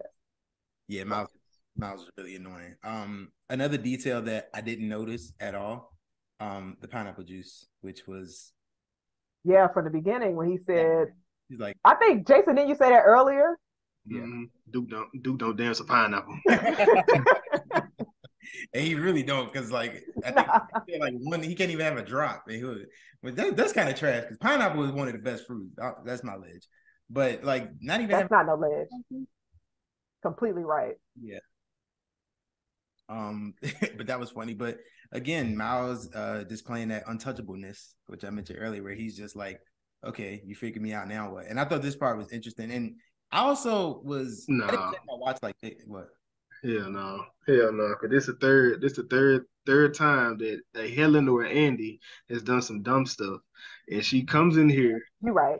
takes the envelope, and just out there with the thing. And if you're not really paying attention, Miles has been moving. He was like at one point you see him sitting, but he had started moving prior to that. He comes up and just lights it up with that light, which they showed us that fire early in the episode. I mean, early in the movie, because he flicked it to show them that the how sensitive the Mona Lisa was. Yeah. And then he that same exact flame, he lights up the envelope like shit. And I ain't see nothing. Did y'all see something? Anybody see nothing around here? Yeah, and everyone else was just like it was the court scene all over again, and it was really disheartening. And for a second, I felt like he was going to get away with it, and I was just kind of like, dang, that kind of sucks. But we get Benoit. He's like, we really can't prove anything. I'm sorry, but he ends up giving her a drink, and he hands her something, which we later find out was actually clear. In this scene, again, we go back to for whatever reason, Andy and Helen love destroying things, and I thought this was a nice callback to the beginning of the movie when who we thought was Andy at the time, but it was actually Helen got the box. She couldn't figure out what to do. She was sort of stuck. So she's just like, I'll just destroy things. She does the same thing here. She's just like, I don't really know what to do next. So I'm just going to start breaking things. And again, Miles is just sort of like, okay, I don't care. And he's super rich because this is expensive stuff that she's breaking, but he's just like, I don't care. So she's breaking everything. I think it gets to the piano when he starts to be like, oh, like, it's time to chill out. Yeah. How did y'all feel about this scene? I saw mixed reviews. Yeah, I saw that too, Jay. I think that was in was it the Discord community? I believe someone had something to say about that. I mean, I'm not gonna say where I saw it. Okay, so Jason, yeah, Chris in the Discord, he said, how you doing, Chris? He a Panther fan. Fuck them. What I was so you had this, but based on what the movie was supposed to be, I feel like that's what it would have been. Like, you know what I'm saying? Like they not that. So I don't want to say they wrote it that way, but you know, when he was doing the whole dialogue scene in here, and he was just like, he put pineapple juice in his whiskey. It's dumb. And then then Birdie was like, it's dumb, it's brilliant. No, it's just plain dumb. And then he was like, he said, it's almost like, what? Wait a minute. You dim-witted, brainless jackass. Yeah. You didn't do a damn thing but use what you didn't write the puzzle. You didn't write the mystery. You didn't even write the one thing I wanted to give you credit for, you stole from me. So the entire movie it wasn't supposed to be this, because I feel like people was like looking for the whole Knives Out thing, but he said he was writing a completely different movie. He was gonna have a completely different beginning to end in here, and it was supposed to be stupid. I feel like it was supposed to be like the simple, stupid. Okay, cool. It felt like it was complex, but if you start to break it down, the glass onion, that was the metaphor. Like I said, if you just look at it, like it's supposed to be simple. It's plain. It's clear. It's not as complex as y'all tried to make it to be. I had no problem with the person. Like with that, I enjoyed it. Like I've seen this movie several different times, and I've enjoyed it every time. And I see something different every time I watch it. Yeah, I'm not mad at that, but in her anger, she's destroying everything, and Miles is just like, "Whoa, hold up." She eventually takes the clear and throws it in, which causes a fire. And this was really well shot. It felt like so what's the movie? I don't know if it's like a Batman film. It's something where it was just like a lot of fire. I know, I'm sorry, Jazz, but but it feels like something like that where it's just like the cinematography and everything was really dope. Just to see everything burning around Miles and just the realization like you just ruined everything. But at this point, we're just like he's still gotten away with it technically, but you know, she's pretty much got the upper hand at this point, which we hadn't seen the whole movie. And then they both have this standoff scene where they both look at the Mona Lisa. And Miles says it's really he's just like, nah, like you don't which was everything else. which was another one of his stupid ideas Yeah. to put an override because he wants to look the Mona Lisa in the eye. It's a painting, bro. Well, what did he was 6. So he's holding on to that. But come on, man. Yeah, it was just weird. But she gives him the double middle finger and she starts running. Yeah, that was absolutely hilarious. And she starts running and ends up destroying, burning the Mona Lisa, which priceless. You can't, replace it. And Miles is, he's going to jail at this point because the Mona Lisa's gone. But then the ending, when he's going off on her and she was just calm the whole time. And I thought it was a nice parallel because most of the movie, Miles has been calm. Right. He's always felt like I'm in control, like, nothing's phasing me. Even when she had the napkin, he's just like, oh, like it doesn't phase him. And then he just, burns it up right away. But this flip where he finally breaks and everyone sees it and everyone finally decides to do the right thing. And it's just like, yeah, I saw the napkin. Yeah, I saw everything going on. So I thought that was really well done. And then at the end, we see Benoit Blanc. He's pretty much like, yo, did you take care of everything? And the other guy, what's his name? Greg? What's his name? Daryl. That part annoyed me because I really thought he was going to be a central part of this movie somehow. He said he wasn't. That's your fault for not listening. Thank you for that. It was so simple. So simple. He told you he was not a part of this movie. He was in like 4 scenes, and that's it. And it was just. But is he one of y'all Link of Thrones? No, but I already know he was in the first Knives Out. Thank you. So, that's not what I was going to go with. He's in every one of Rian Johnson movies. But continue, sir. Who is he in Brick? I don't know who his actual character was. I don't know, but he's in every one of Rian Johnson movies. Is he in Brick? He's in Brick, sir. What's his I just said. Who was he in the first Knives Out? He was the detective. Yeah. No, he was the cop that was with Lakeith. He was Lakeith's partner. Well, one of them was a detective. I think the other one was just like the town sheriff or something like that. But yeah, okay. That's who he was in there. He was kind of, He was in Looper. He was in he's in every one of Rian Johnson movies. Let me get his name. That's what. Because if he's not in Brick, I'm getting on you. You can't. I'm telling you, he is. Okay. But then we get this in the scene, and of course the boats are, the police are coming. I don't know why they couldn't come the first time, but whatever. I know he said it was the doc. Yeah. Another boneheaded movie. And the other thing they were saying, he kept on saying, piece of shite. Oh yeah. Piece of shite. That was like piece of shite. And then he's like, yeah. That was funny too. But I thought the last scene of the movie with Janelle Monáe, I don't know if this was done on purpose, but it sort of gave me Mona Lisa vibes. Like the way she was staring, yeah, it sort of, felt that way. So I thought that was a really well shot scene. And the movie ends. Obviously, Miles is gonna go to prison. And everyone is, testifying against Miles. You sort of piece together what happened in the movie. But his name was Dode in Brick. So he was Dode? Okay, that sounds familiar. I feel like he was a bully or something.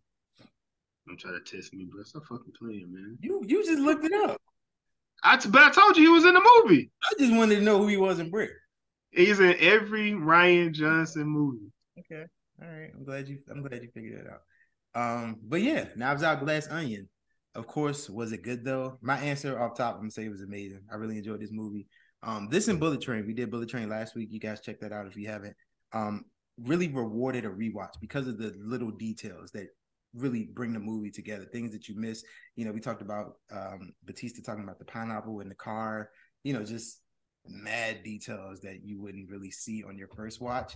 What happens, you go back into it. And it's just I feel like it's a fun discussion movie, if that makes sense. I feel like sometimes we do, there's so much media that comes out and we don't really get a chance to really sit down and dissect it or go over, with our friends and stuff all the time because something else is coming out.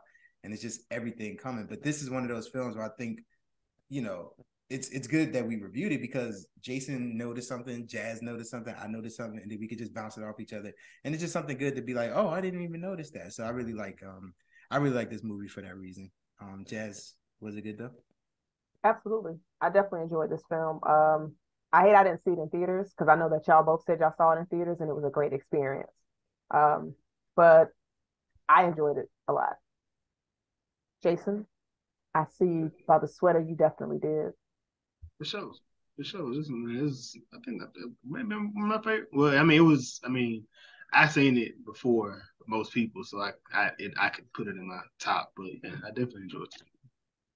Yeah, it was in your top favorite movies of 2022. Yeah, that's what I'm saying. Most people couldn't because it didn't come out to the end. So, but yeah, it was definitely in my top. They So. had 7 days to watch it. They did win 2 awards at the Critic Choice Awards. Oh, that's dope. Shout out to Knives Out. Lincoln Thrones. I feel like we have another good movie with a great cast that we can pick apart some good actors from. Jazz, you want to go? Sure. I'm going to pick Hugh Grant, and the movie I'm going to do is The Gentleman. Oh, that's such a good movie. It is. Gentleman is a great movie. It might be my favorite Jazz is Lincoln Thrones. Yeah, a lot of twists in that one. Yeah. Definitely a lot of cell phone usage in there too, but hey, it is what it is. I'm going to go next. I have Jessica Henwick. She was in The Gray Man, with which I do have to shout out Chris Evans. Definitely I think he does a great job at being a dickhead in the movie. From Gray Man to, of course, Knives Out.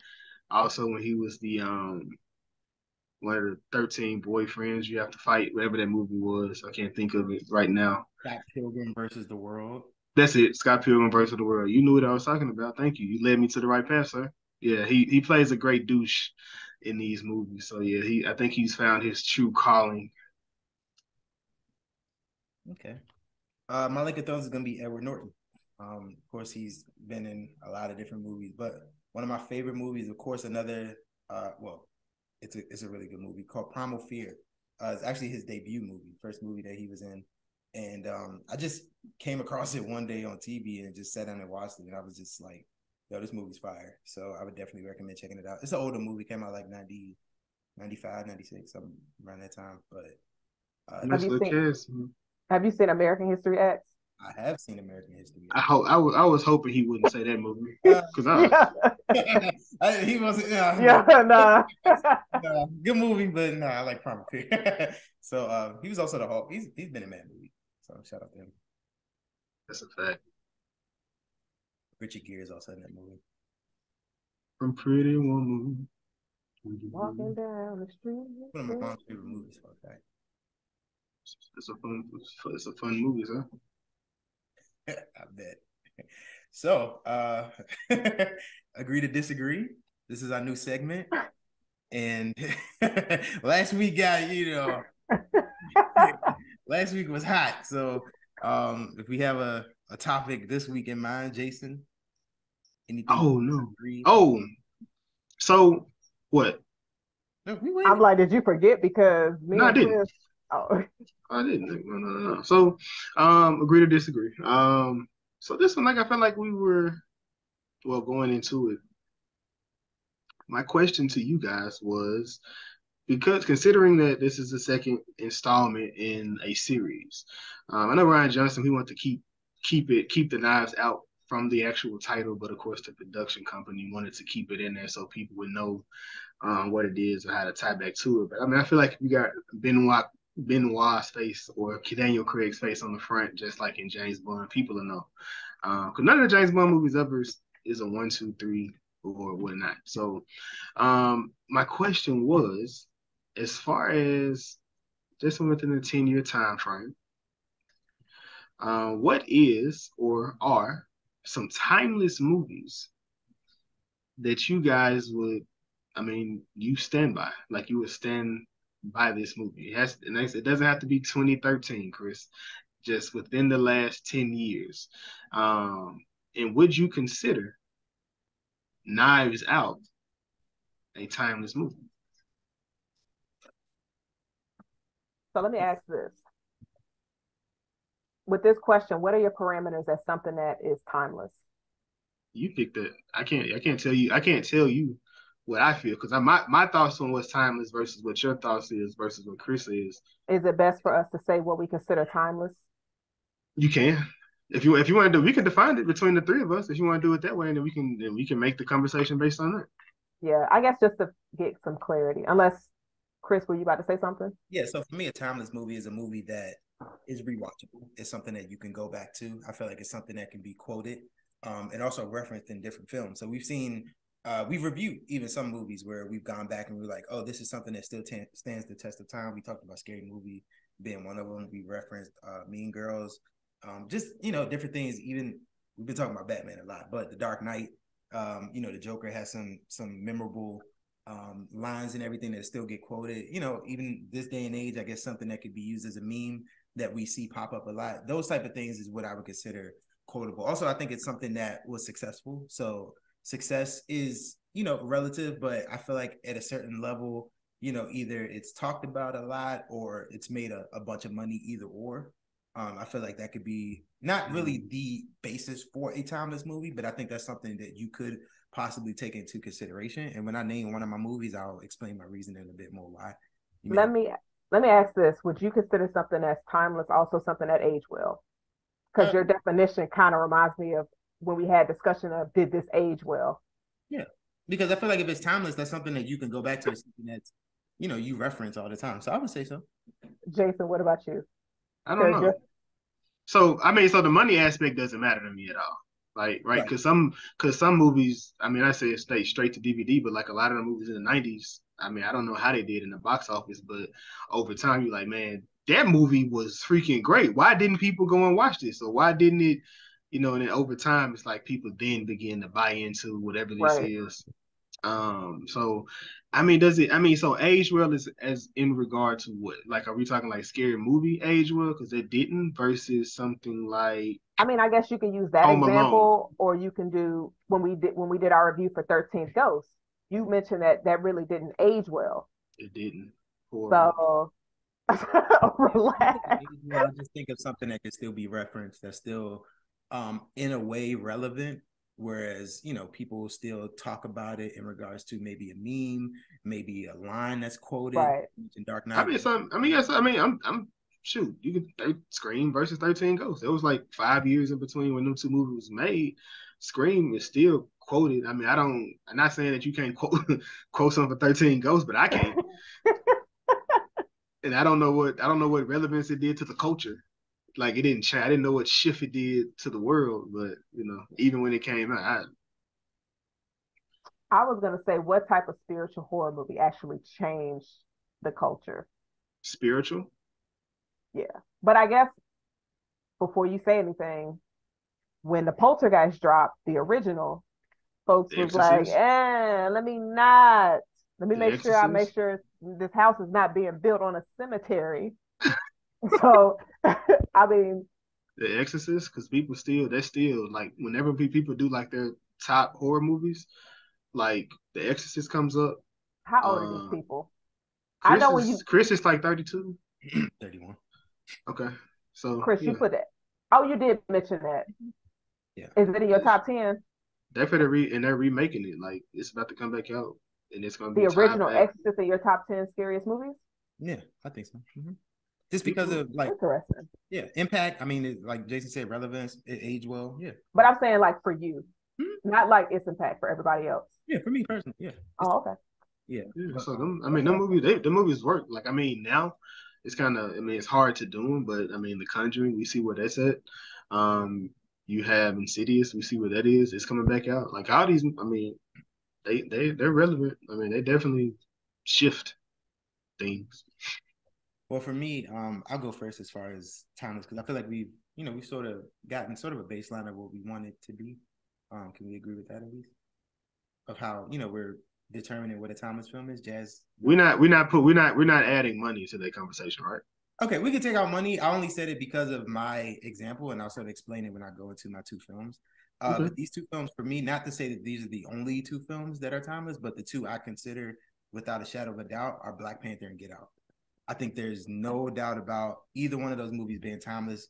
Black Panther, just a cultural, like, it's just insane what that movie did. And I also mentioned money because this was the most successful Black film that we got up to this point, let alone being a Black superhero film. Just everything that it did, like the theaters, everyone going crazy, everyone dressing up. Even for Black Panther 2, people were dressing up still. And then, of course, that had more of a impact because of what happened with Chadwick as well. But I feel like it'll be timeless just because, if anything else, it's tied to Chadwick Boseman. And he is Black Panther to the point where a lot of people don't want them to recast him just because they felt like he was T'Challa. He was the Black Panther.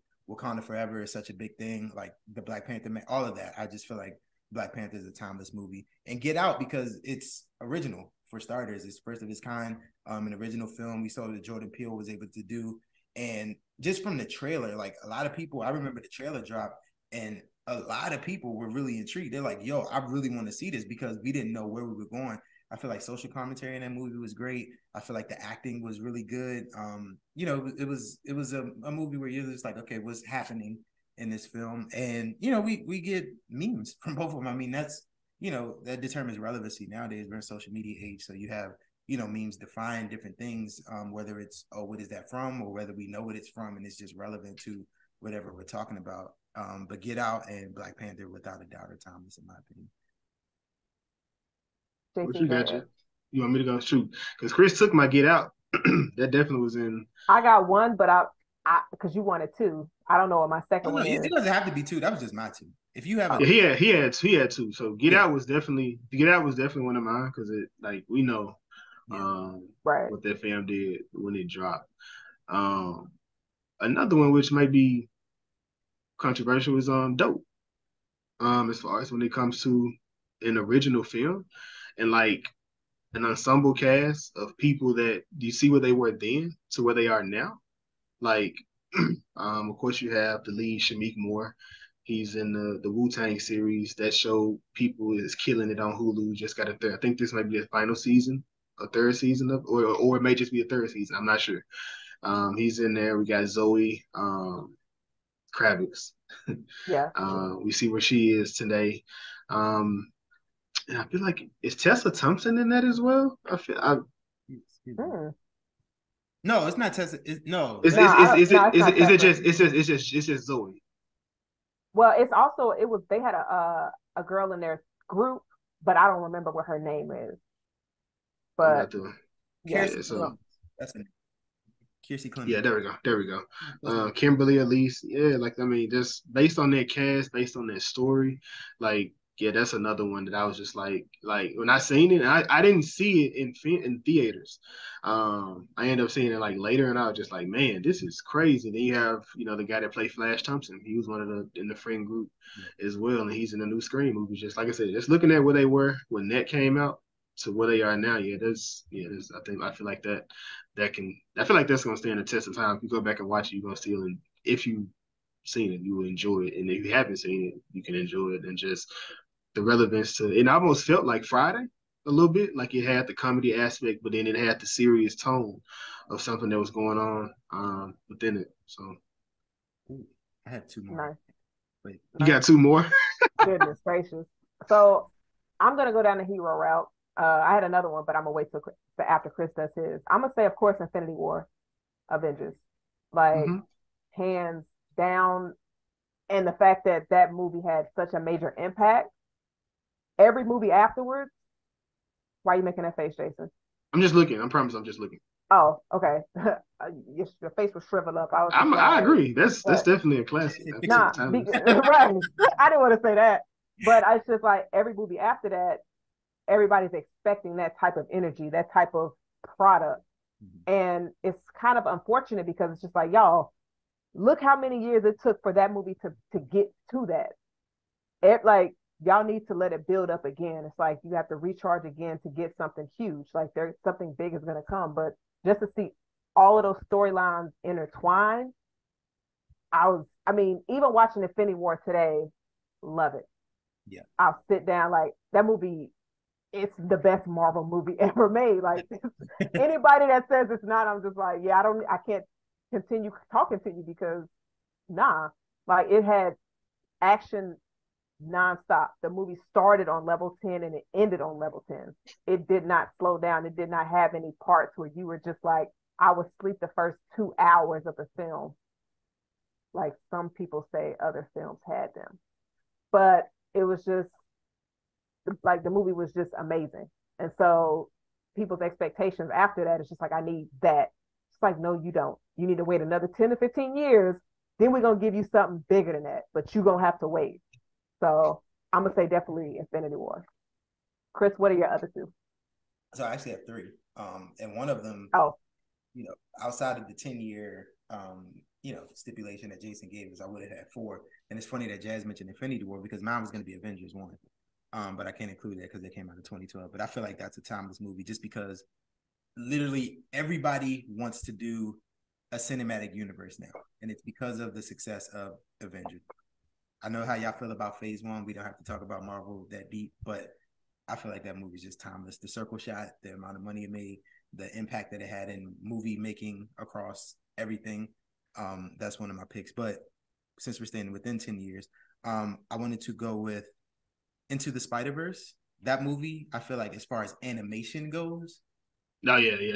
That's a fact. Hands down. That's a like fact. Even when you think about the song, like Sunflower with Post Malone and Sway, like the song is incredible. Like when you think of that song, you think of Into the Spider-Verse. Like Spider-Man, one of the most popular characters, period.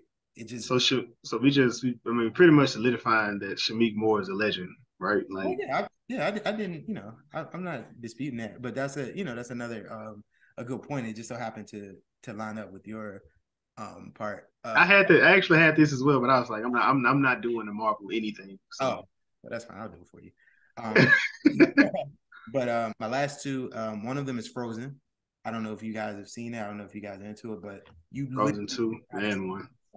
Like that song was literally everywhere. If you had a kid or you knew kids when that movie dropped in 2013 up until now, they loved Frozen. And that movie just, it's timeless because if nothing else, because of that song. Disney is still marketed, still making money off that lady. It's crazy. Like Elsa, everyone knows Elsa, everyone knows the snowman, like all of it. Just completely blown away. My last one, which I did, Google some films from the 2010s just in case I forgot something. But Parasite. I don't know, if you guys have seen that movie, but literally everyone, I haven't seen it personally. A lot of people talk about that movie, and I'm including it because it's a foreign film that was so successful.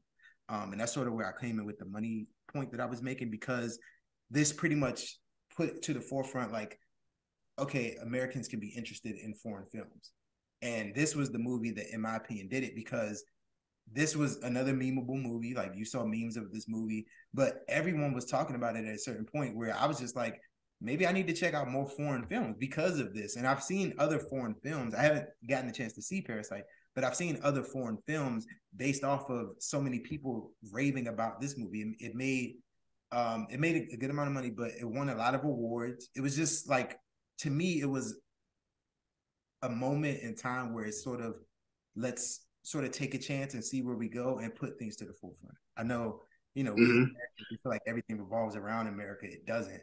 There's movies that we haven't seen or heard of that would blow our minds, that we're looking at our movies just like, what is this crap? But I like, Parasite. I wanted to include that because I feel like it will bring foreign films to the front. And we've seen that, with different things. Yeah. Like, what's the Netflix show? I can't believe I'm blanking. I know you. I know you. Squid Game. I knew what you was going to. Yeah, Squid Game. Squid Game. That's another. It's not a movie, but I feel like that's time because Train to Busan.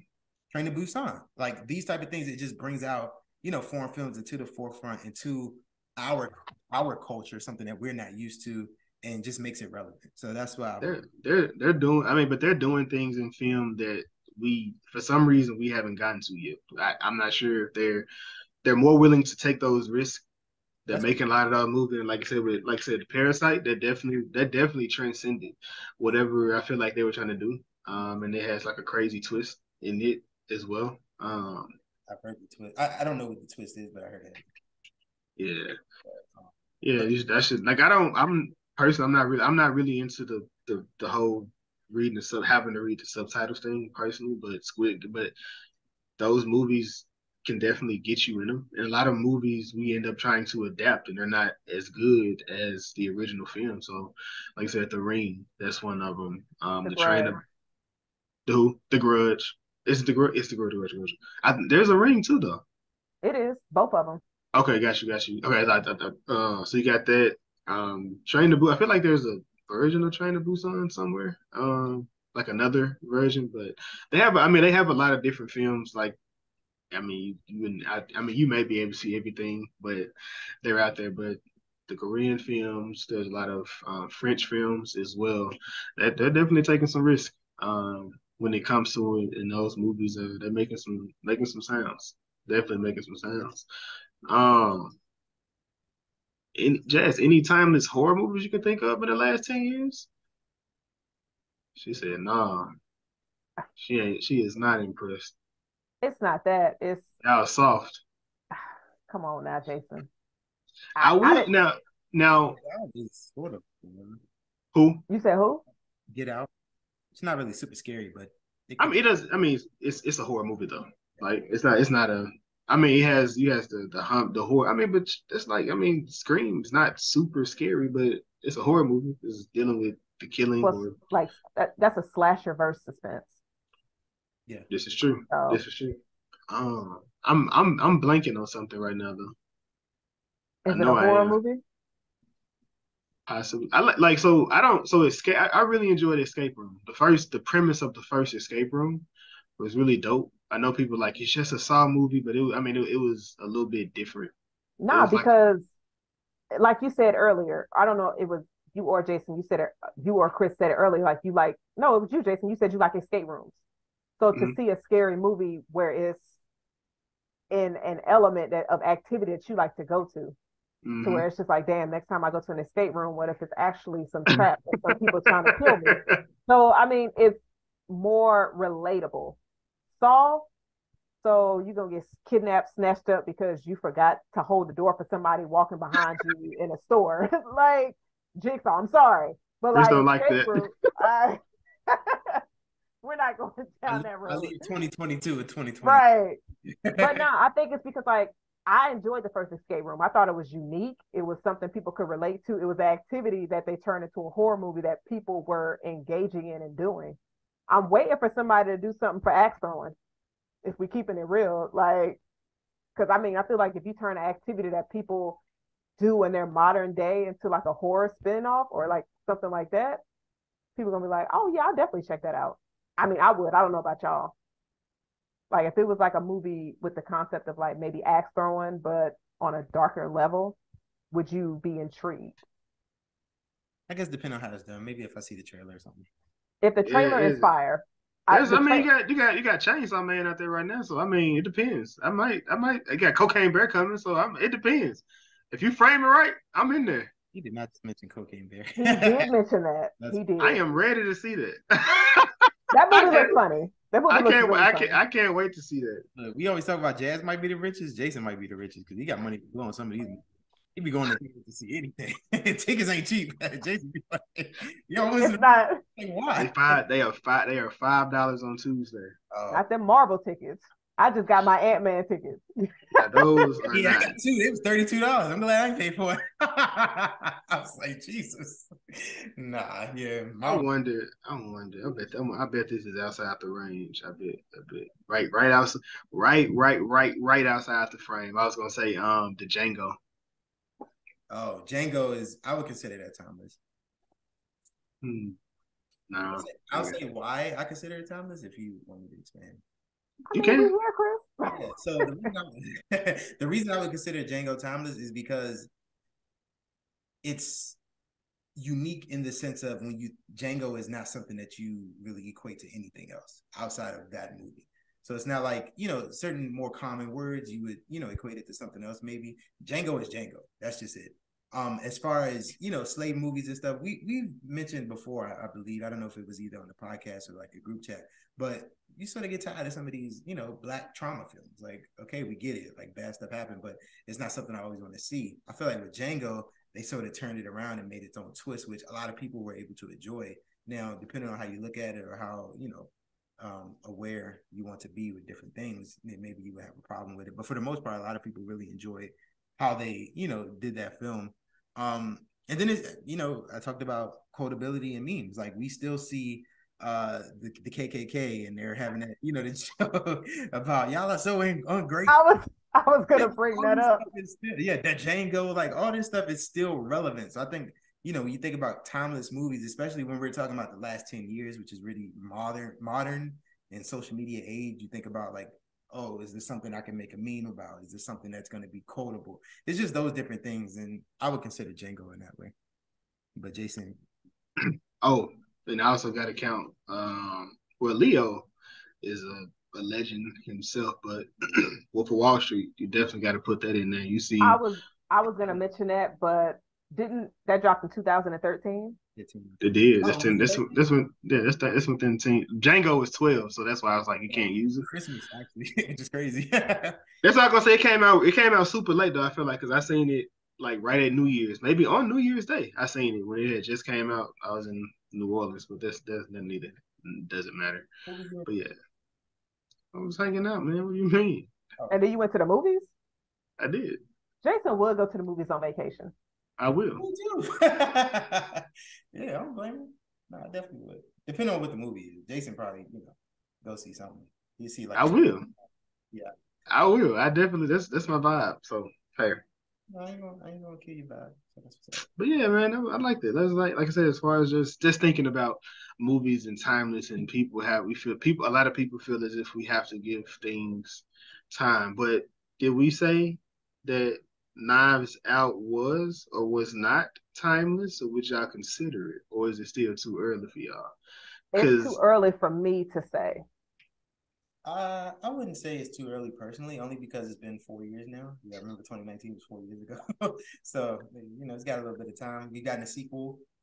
We're supposedly getting more movies with Benoit Blanc and everything. So I think in that regard, it sort of started a new, what would you call it? Like Mr. Whodunit? Isn't that what they call him? Basically a whodunit.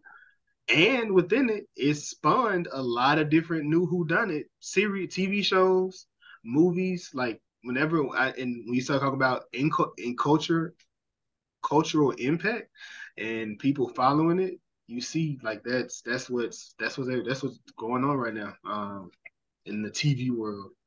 So I'm not too mad at that. I feel like 4 years is 2019 being 4 years ago is nuts, but I figure that's a good barometer for it. I'm not mad at that. And it's like 3 movies in one, so that's why people. What were you thinking, Jazz? You see your wheels turning over there. No, because I was thinking like when the first one dropped and when the second one dropped, not like when the first one dropped to now. Oh, okay, yeah. So 2019, 2022. Yeah, but probably would have been sooner if not for the pandemic, huh? It would have been. Yeah. It would have been. The pandemic is what messed it up. So they filmed that in the pandemic. But yeah. So yeah, not the rah-rah version of the agree to disagree, but I feel like next week I don't know if this was an agree to disagree because I don't. You don't think so? No, it was just do you consider this timeless with your definition of what timeless is? Because if Chris considers something timeless, how do I disagree with it when his definition of it is something different than mine? So the movies y'all said I couldn't agree. I didn't disagree with. So I mean that made it a lot easier for me to say, okay, yeah, I forgot about this versus like so. I mean, I guess it could be just put a poll, ask people what do they feel is a timeless movie within that time frame just see. But yeah, no, it wasn't. I get it. So yeah. I didn't want to argue. I was cool. You said what? You didn't want to argue? Nah, Jason got on me last week for saying I like Zendaya, so I was hoping to stay away from it.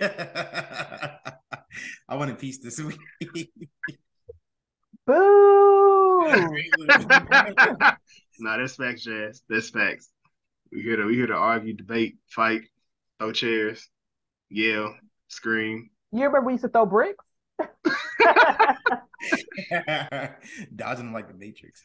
Right. Matrix definitely that's way outside of Way, because they dropped the Matrix within time frames. Yeah, You no, couldn't.